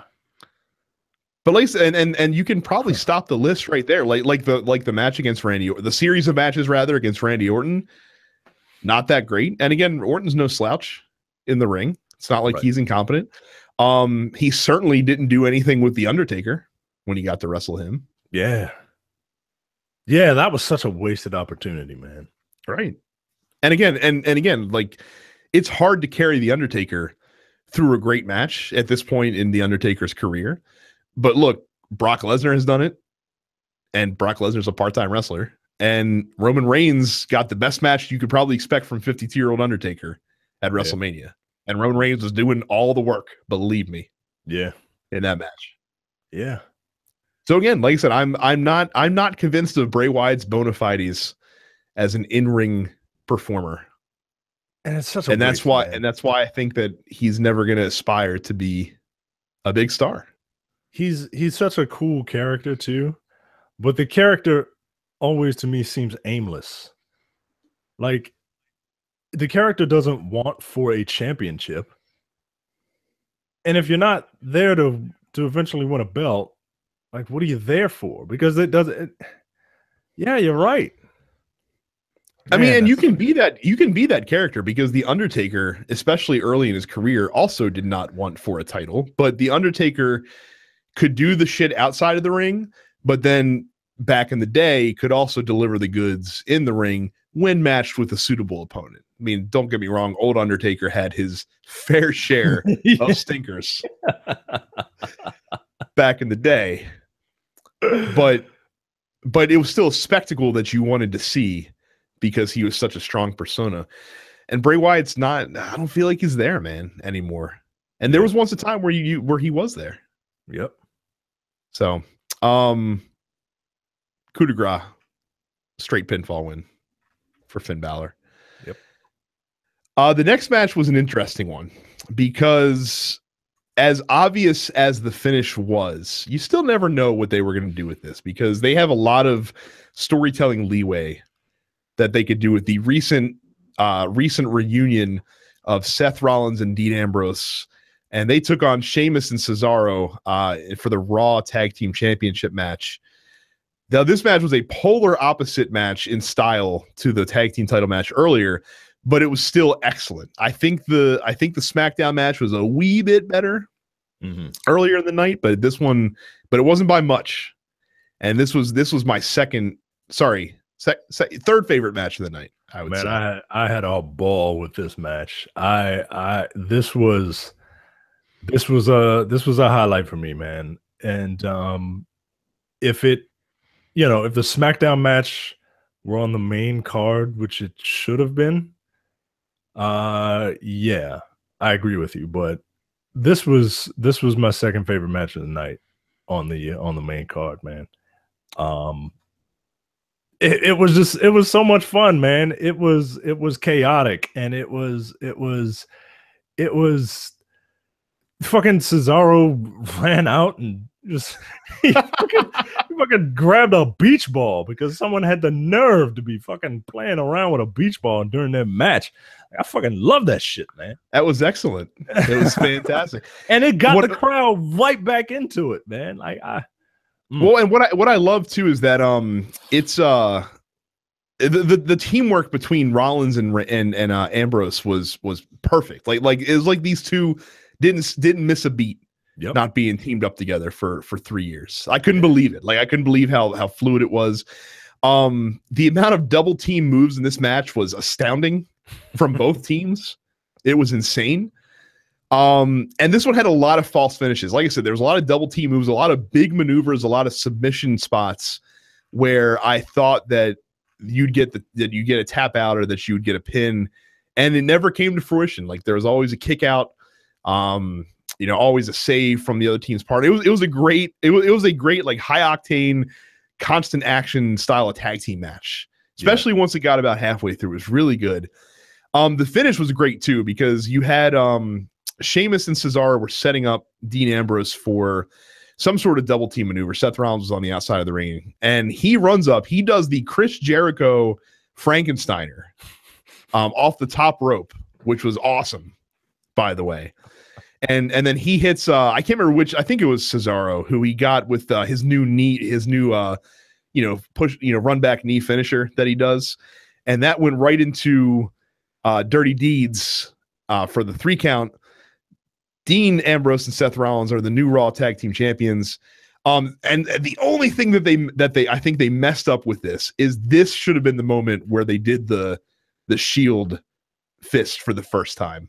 I think they messed up by doing that on Raw. Yeah.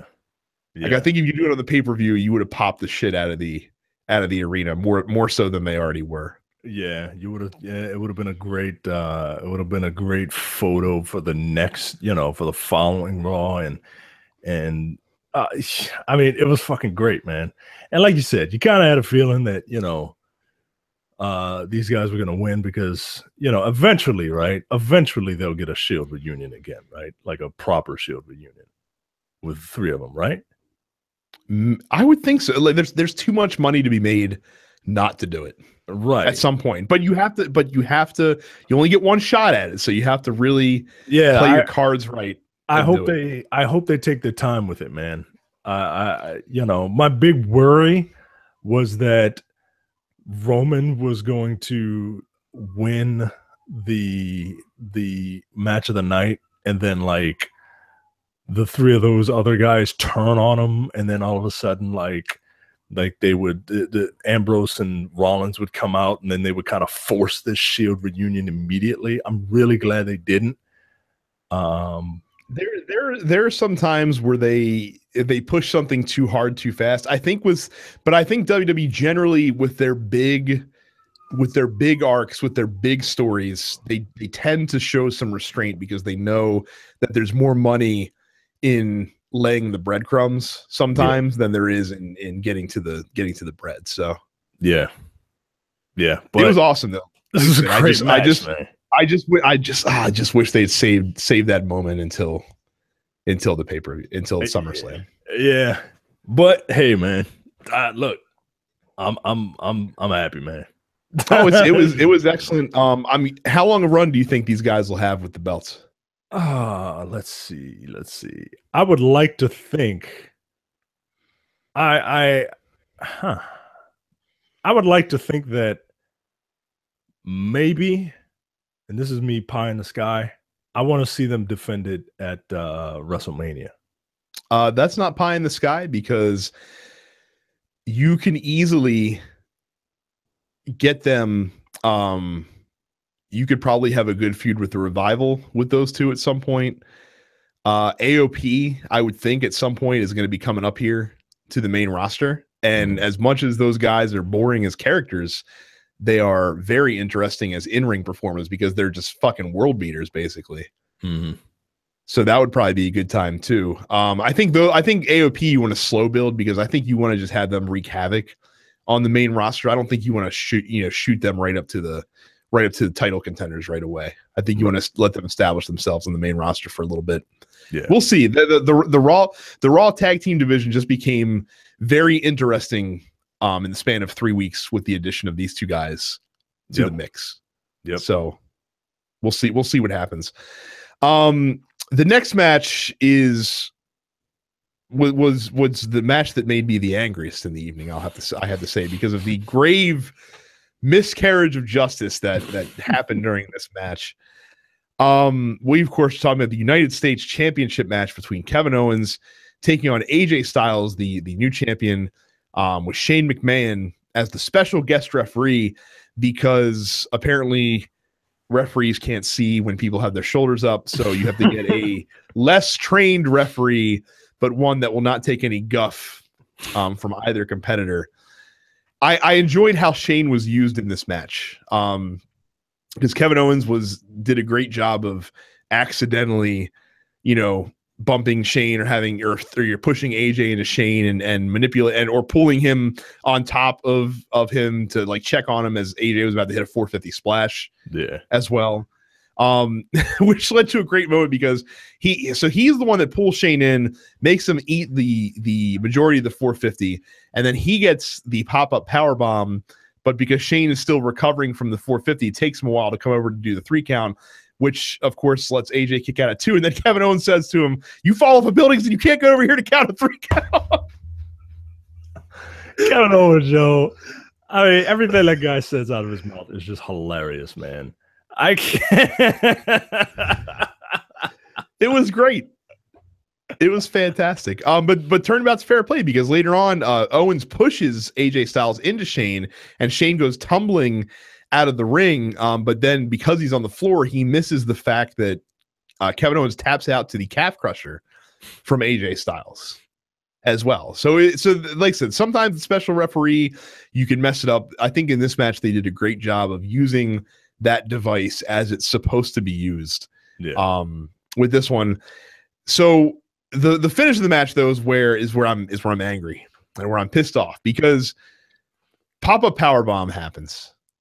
Kevin Owens covers AJ Styles, whose foot goes on the ropes immediately, but Shane still counts to 3 even though he's looking at the foot on the ropes, which makes Kevin Owens think rightfully that he won the match. But then Shane McMahon realized the foot was on the ropes and no, wave off the pinfall. Kevin Owens is furious, as I was at home as well at this. And then of course, AJ Styles would use this distraction to hit a Pele kick, followed by a phenomenal forearm, followed by a Styles clash because he wanted to make certain, and he pins Kevin Owens, American hero, for a 3 count to retain his United States Championship, which I'm sure will lead to some more goings-ons between Kevin Owens and Shane McMahon because of the grave miscarriage of justice that was carried out at SummerSlam. I didn't like it. Well, I understand your doppelganger was cheated out of a victory. He was cheated out of it. Terrible refereeing, and that was the exact reason that Shane McMahon was in the match, to prevent that sort of malfeasance and that sort of nonsense from happening in a match of this caliber. That's hilarious. Who do you think AJ Styles would go on to feud with from here? Oh man, I don't know, because I don't get a chance to watch a lot of SmackDown, so I don't know who would need it. Well, here's a question: where's Dolph Ziggler? Supposedly he's about to get repackaged again for the 3rd time. Jesus. Supposedly. So AJ Styles should be moving on to a feud with Rusev, but because the wrestling gods are also unjust and unfair, he will probably move on to a feud with Baron Corbin, if I had to guess myself. What is with that guy? Like, do you feel like that guy is I don't know. I've never been like a Baron Corbin guy. I think he's another guy that could have benefited from not coming up when he did. I think he could have benefited from having a title run in NXT before coming up to the main roster to establish him. Yeah.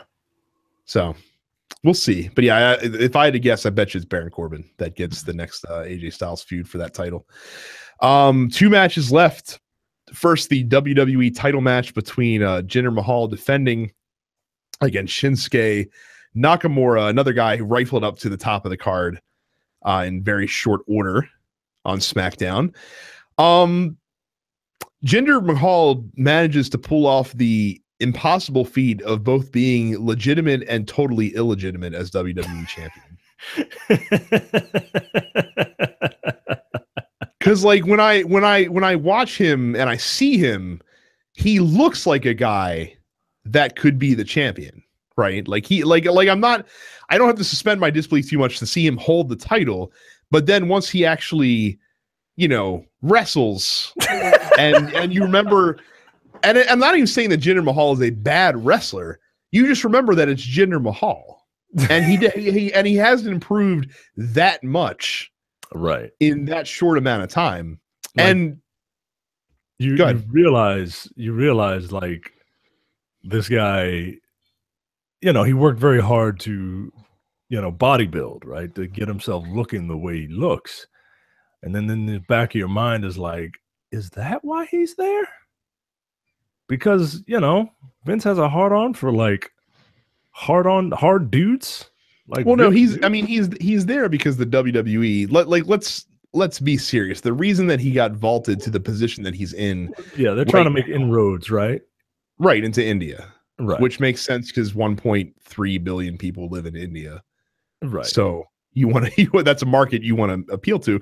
But it's not a coincidence that the US title for the past 4 months has felt like a bigger title than the WWE title. And that's not usually something that you want. Yeah. Like I always forget that Jinder has the belt. And he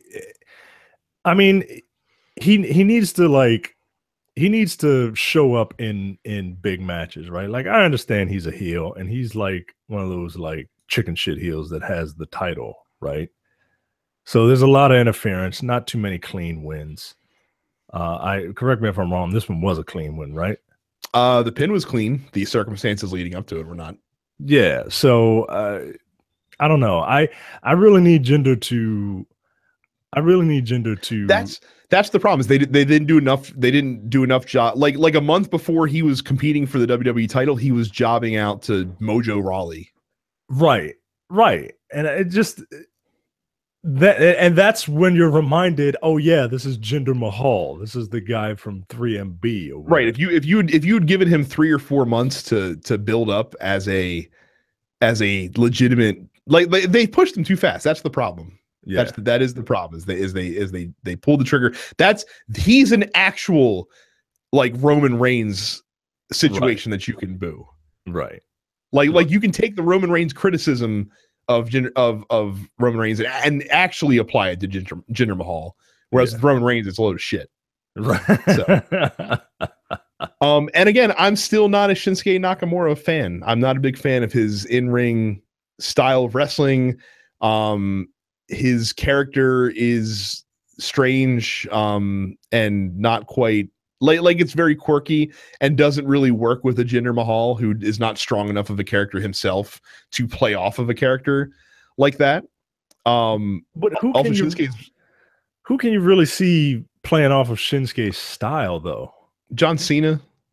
Like I'm not talking about his style of wrestling. I'm talking about like all the other like little nuancy shit that he does, where he does his gyrations and like licks his lips and sticks his tongue out, and his Burt's Bees budget must be out of control. I would imagine, as much as he licks his lips and rubs his mouth all the time. But like you need, when he does his like weird funky like Shinsuke stuff, like you need someone that can react to that in a way that makes sense. You know what I mean? Yeah. Yeah, I see what you're saying. And Jinder Mahal is certainly not that guy. He's not that guy.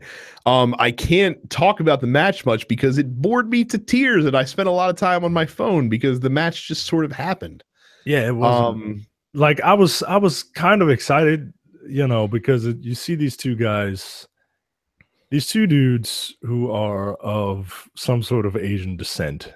It might be diluted a little bit because I think Jinder Mahal's from like Canada. He's Canadian, yes. And but you see these two dudes and they're fighting for the WWE championship. And I wanted so bad for this to be just like a kick-ass match. But, deep down I kind of knew it wasn't going to happen. I don't know. No, and to the point, this was actually a bad match. Like, it was not a good match by any circumstance in my eyes. It ends the same way all of Jinder Mahal's matches end, though, is that the Singh brothers come in as Shinsuke has the upper hand. They both eat a kinsasha for their troubles, but then that allows Jinder to come up behind him and hit a kalash on Shinsuke, and he pins him clean in the middle of the ring. And that was that. Yeah. And again, where do you go from here with these two? Because I can't see a rematch happening. I really can't. Between the two of them, I don't want to. No, and if there is, like, what does that build look like? Honestly, yeah. I don't know, man. I don't know. And like, where does Shinsuke go from here? You're right. Where does Shinsuke go from here? I don't know. I don't really care where Jinder Mahal goes from here. Like, quite frankly, I'm surprised he still has the title. But at the same time, I can't see them giving. At the same time, I can't see them giving it to Shinsuke. Does it even matter right now? Like right now, I care about the U.S. title a hell of a lot more than I do about the WWE title. Yeah, I care more about the next title. that too, which is again is weird. If it were me, honestly, if I'm booking this stuff, you put Bobby Roode on SmackDown and you have him debut as a I don't know how to see, but he works better as a heel though. I don't know. Yeah, it's weird.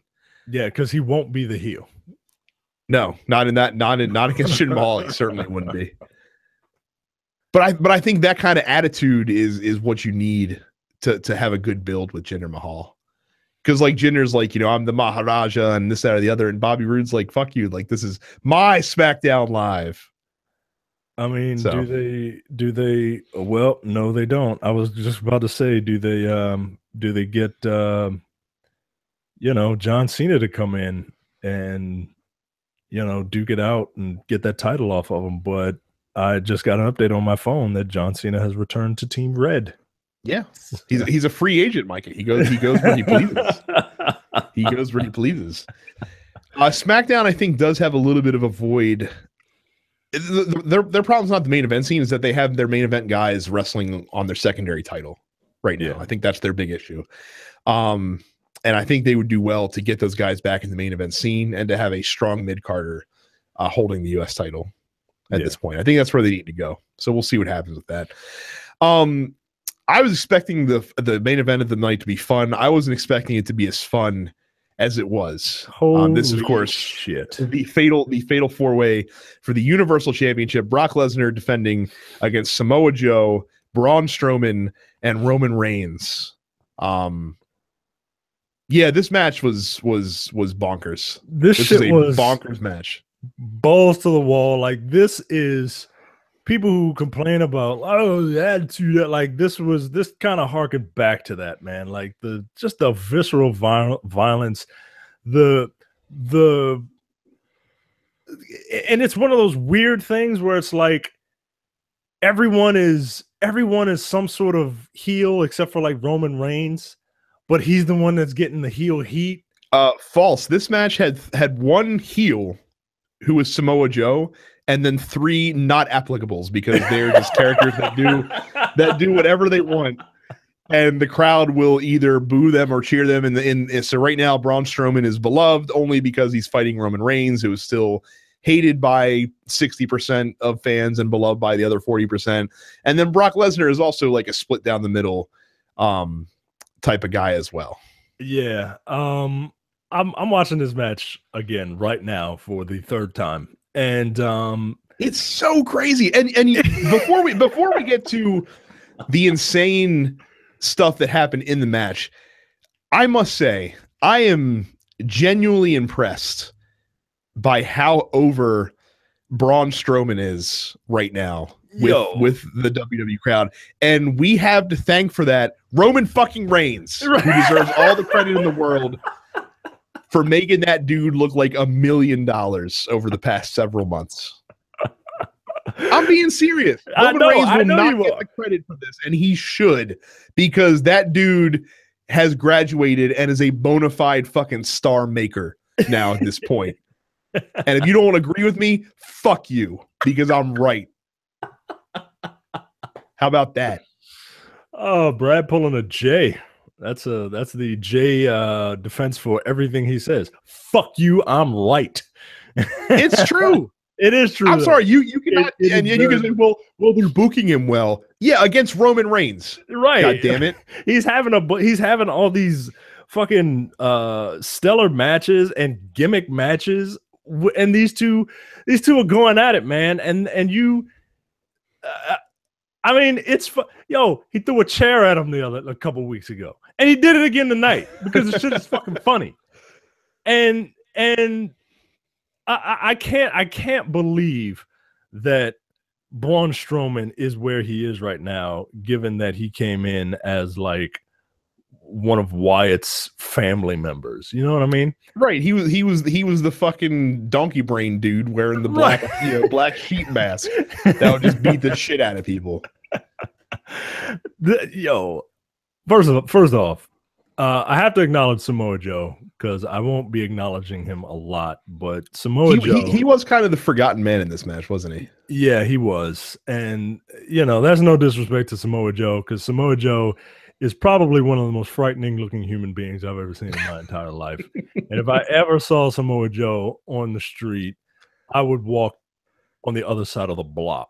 Like, he's almost like in terms of his stature and like his build, he's almost like the second evolution. Like Taz was the Pokemon that you start with, and then it evolved into Samoa Joe. And then that Pokemon eventually evolves into Yokozuna. Like that's the stages of evolution. Oh shit! Right, and you want to prevent him from evolving into Yokozuna? Right. He's like, oh, Samoa Joe wants to evolve. What should he do? No, keep the B button. Keep him as fucking badass Samoa Joe. So yeah, Samoa Joe, he kind of was forgotten in this. This was a 3-man show between Braun, Roman. Don't get it twisted. This was also this was the match that proved definitively that you can put Braun Strowman in the main event right now, and he's ready to go. When does Braun Strowman get a strap? Or no mercy. You think so? Yep. Because it's just a matter of time now, right? Like, this shit is amazing, man. This match that they had made me want to see Brock Lesnar versus Braun Strowman tonight. Yes. I'm ready to see that one-on-one match happen. I've never seen anyone, and I think one of the commentators said it, like Brock Lesnar has been established as, like, first of all, he looks like Hitler's wet dream, right? Blonde, blue-eyed, jacked, just a monster. And he's been established as, like, the boss character, right? And here comes Braun Strowman, a guy who can look down on Brock Lesnar. And when they first locked up and he just kind of threw Brock Lesnar, like when Brock Lesnar had his matches with Goldberg, in the back of my mind, it's like, all right, whatever. Like they're making Goldberg look good, right? Like, I legitimately think that Braun Strowman can manhandle anybody he wants to, including Brock Lesnar. And when he picked him up and did the running powerbomb on the table twice, like, it was unreal, man. Like, it was unreal. I mean, like, Lesnar took a lot of punishment in this match because he got speared through the barricade by Roman Reigns first. My other favorite part is after he got up from that, like, he was trying to pick up a piece of the barricade and use it to hit somebody with until it got knocked out of his hands. I've never seen that before. I wish he had hit somebody with it. That would have been great. The best thing that Joe did in the match, he Uranagi'd Roman Reigns onto an announce table. Didn't break it. He just slammed them onto it. But like you said, Braun Strowman power slams Brock Lesnar through an announce table, not once, but twice. Okay. Not once, but twice. And then, because that's not enough, because that's not enough to kill Brock Lesnar, he takes the remaining announce table and literally flips it over onto him. And again, I will give the credit where credit's due. Paul Heyman is the greatest of all time, because his reaction to this happening and his reaction to Brock Lesnar being pinned underneath this announce table was perfect. Fantastic. Like, he's got his hands over his mouth, gasping. He's crying. Oh my God. Like, everything about this match. This is why I watch wrestling, man. Like, this match right here. Like, it's not a lot of, like, technical, like, wrestling. It's just four dudes just beating the shit out of each other, man. And sometimes you kind of need that, man. So this was a ploy to take Brock Lesnar out of the match for a while in a manner that made sense. So he actually gets wheeled out on a stretcher, and you think that Brock Lesnar, well, I didn't think he was done, but you're made to think that he's done. Right. And then the three would go back and forth for a little bit. But Braun Strowman certainly had the upper hand for sure, until Brock Lesnar returned. And then things just kind of was like a whirlwind of things, basically. So I noted most of them here. Reigns spears Lesnar. Lesnar kicks out. Okay. Mm-hmm. Braun Strowman eventually power slams Roman Reigns and Samoa Joe, and each time you're sure he's going to win, Brock Lesnar has to break up the pin on both occasions. Mm-hmm. Brock Lesnar was then put into the Coca-Cola clutch by Samoa Joe. If they're going to come up with a ridiculous name for a sleeper hold, I'm going to make it more ridiculous. So again, Coca-Cola clutch. Brock Lesnar reverses this into an F5, but Roman Reigns breaks it up. And then you have the Roman. I can't remember how Braun Strowman was incapacitated to get him out of the match, because at this point he was kind of done. Roman Reigns 47 Superman punches that Roman Reigns hit him with. It might have been, yeah. It actually might have been. Him and Roman Reigns were also using the ring steps on each other as well. Yeah, with reckless abandon. So you have Reigns, you have Lesnar, and Reigns was my pick going into this match. He of course hits Brock Lesnar with the Superman punch, not once, not twice, but thrice, which is enough to finally put him down on the canvas. And then as he geared up for a spear, but as he runs in, Brock Lesnar ducks, picks him up on his shoulders, hits the F5, and shockingly, surprisingly, Brock Lesnar is still the WWE Universal Champion. I thought for sure that he would be out the door to go fight John Jones. Yeah, I did too, man. I was legit shocked. Not necessarily in a good or bad way. Just like, oh shit, like he's still here. Look, this took a pay-per-view that I thought was pretty okay, and it made it pretty damn good for me, man. I am going to watch this match in its entirety again before I go to sleep.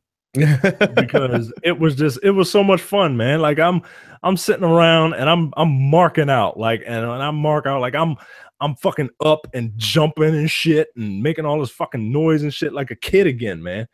This was great, man. This was great.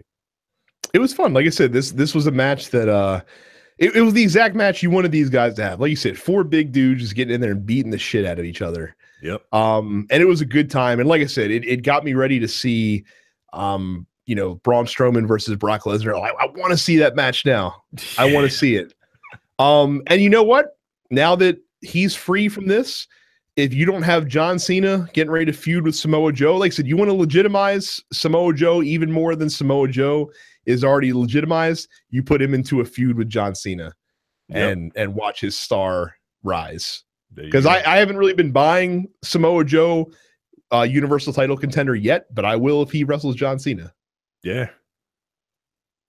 So what do you do with Roman Reigns though? Now, I don't know, man.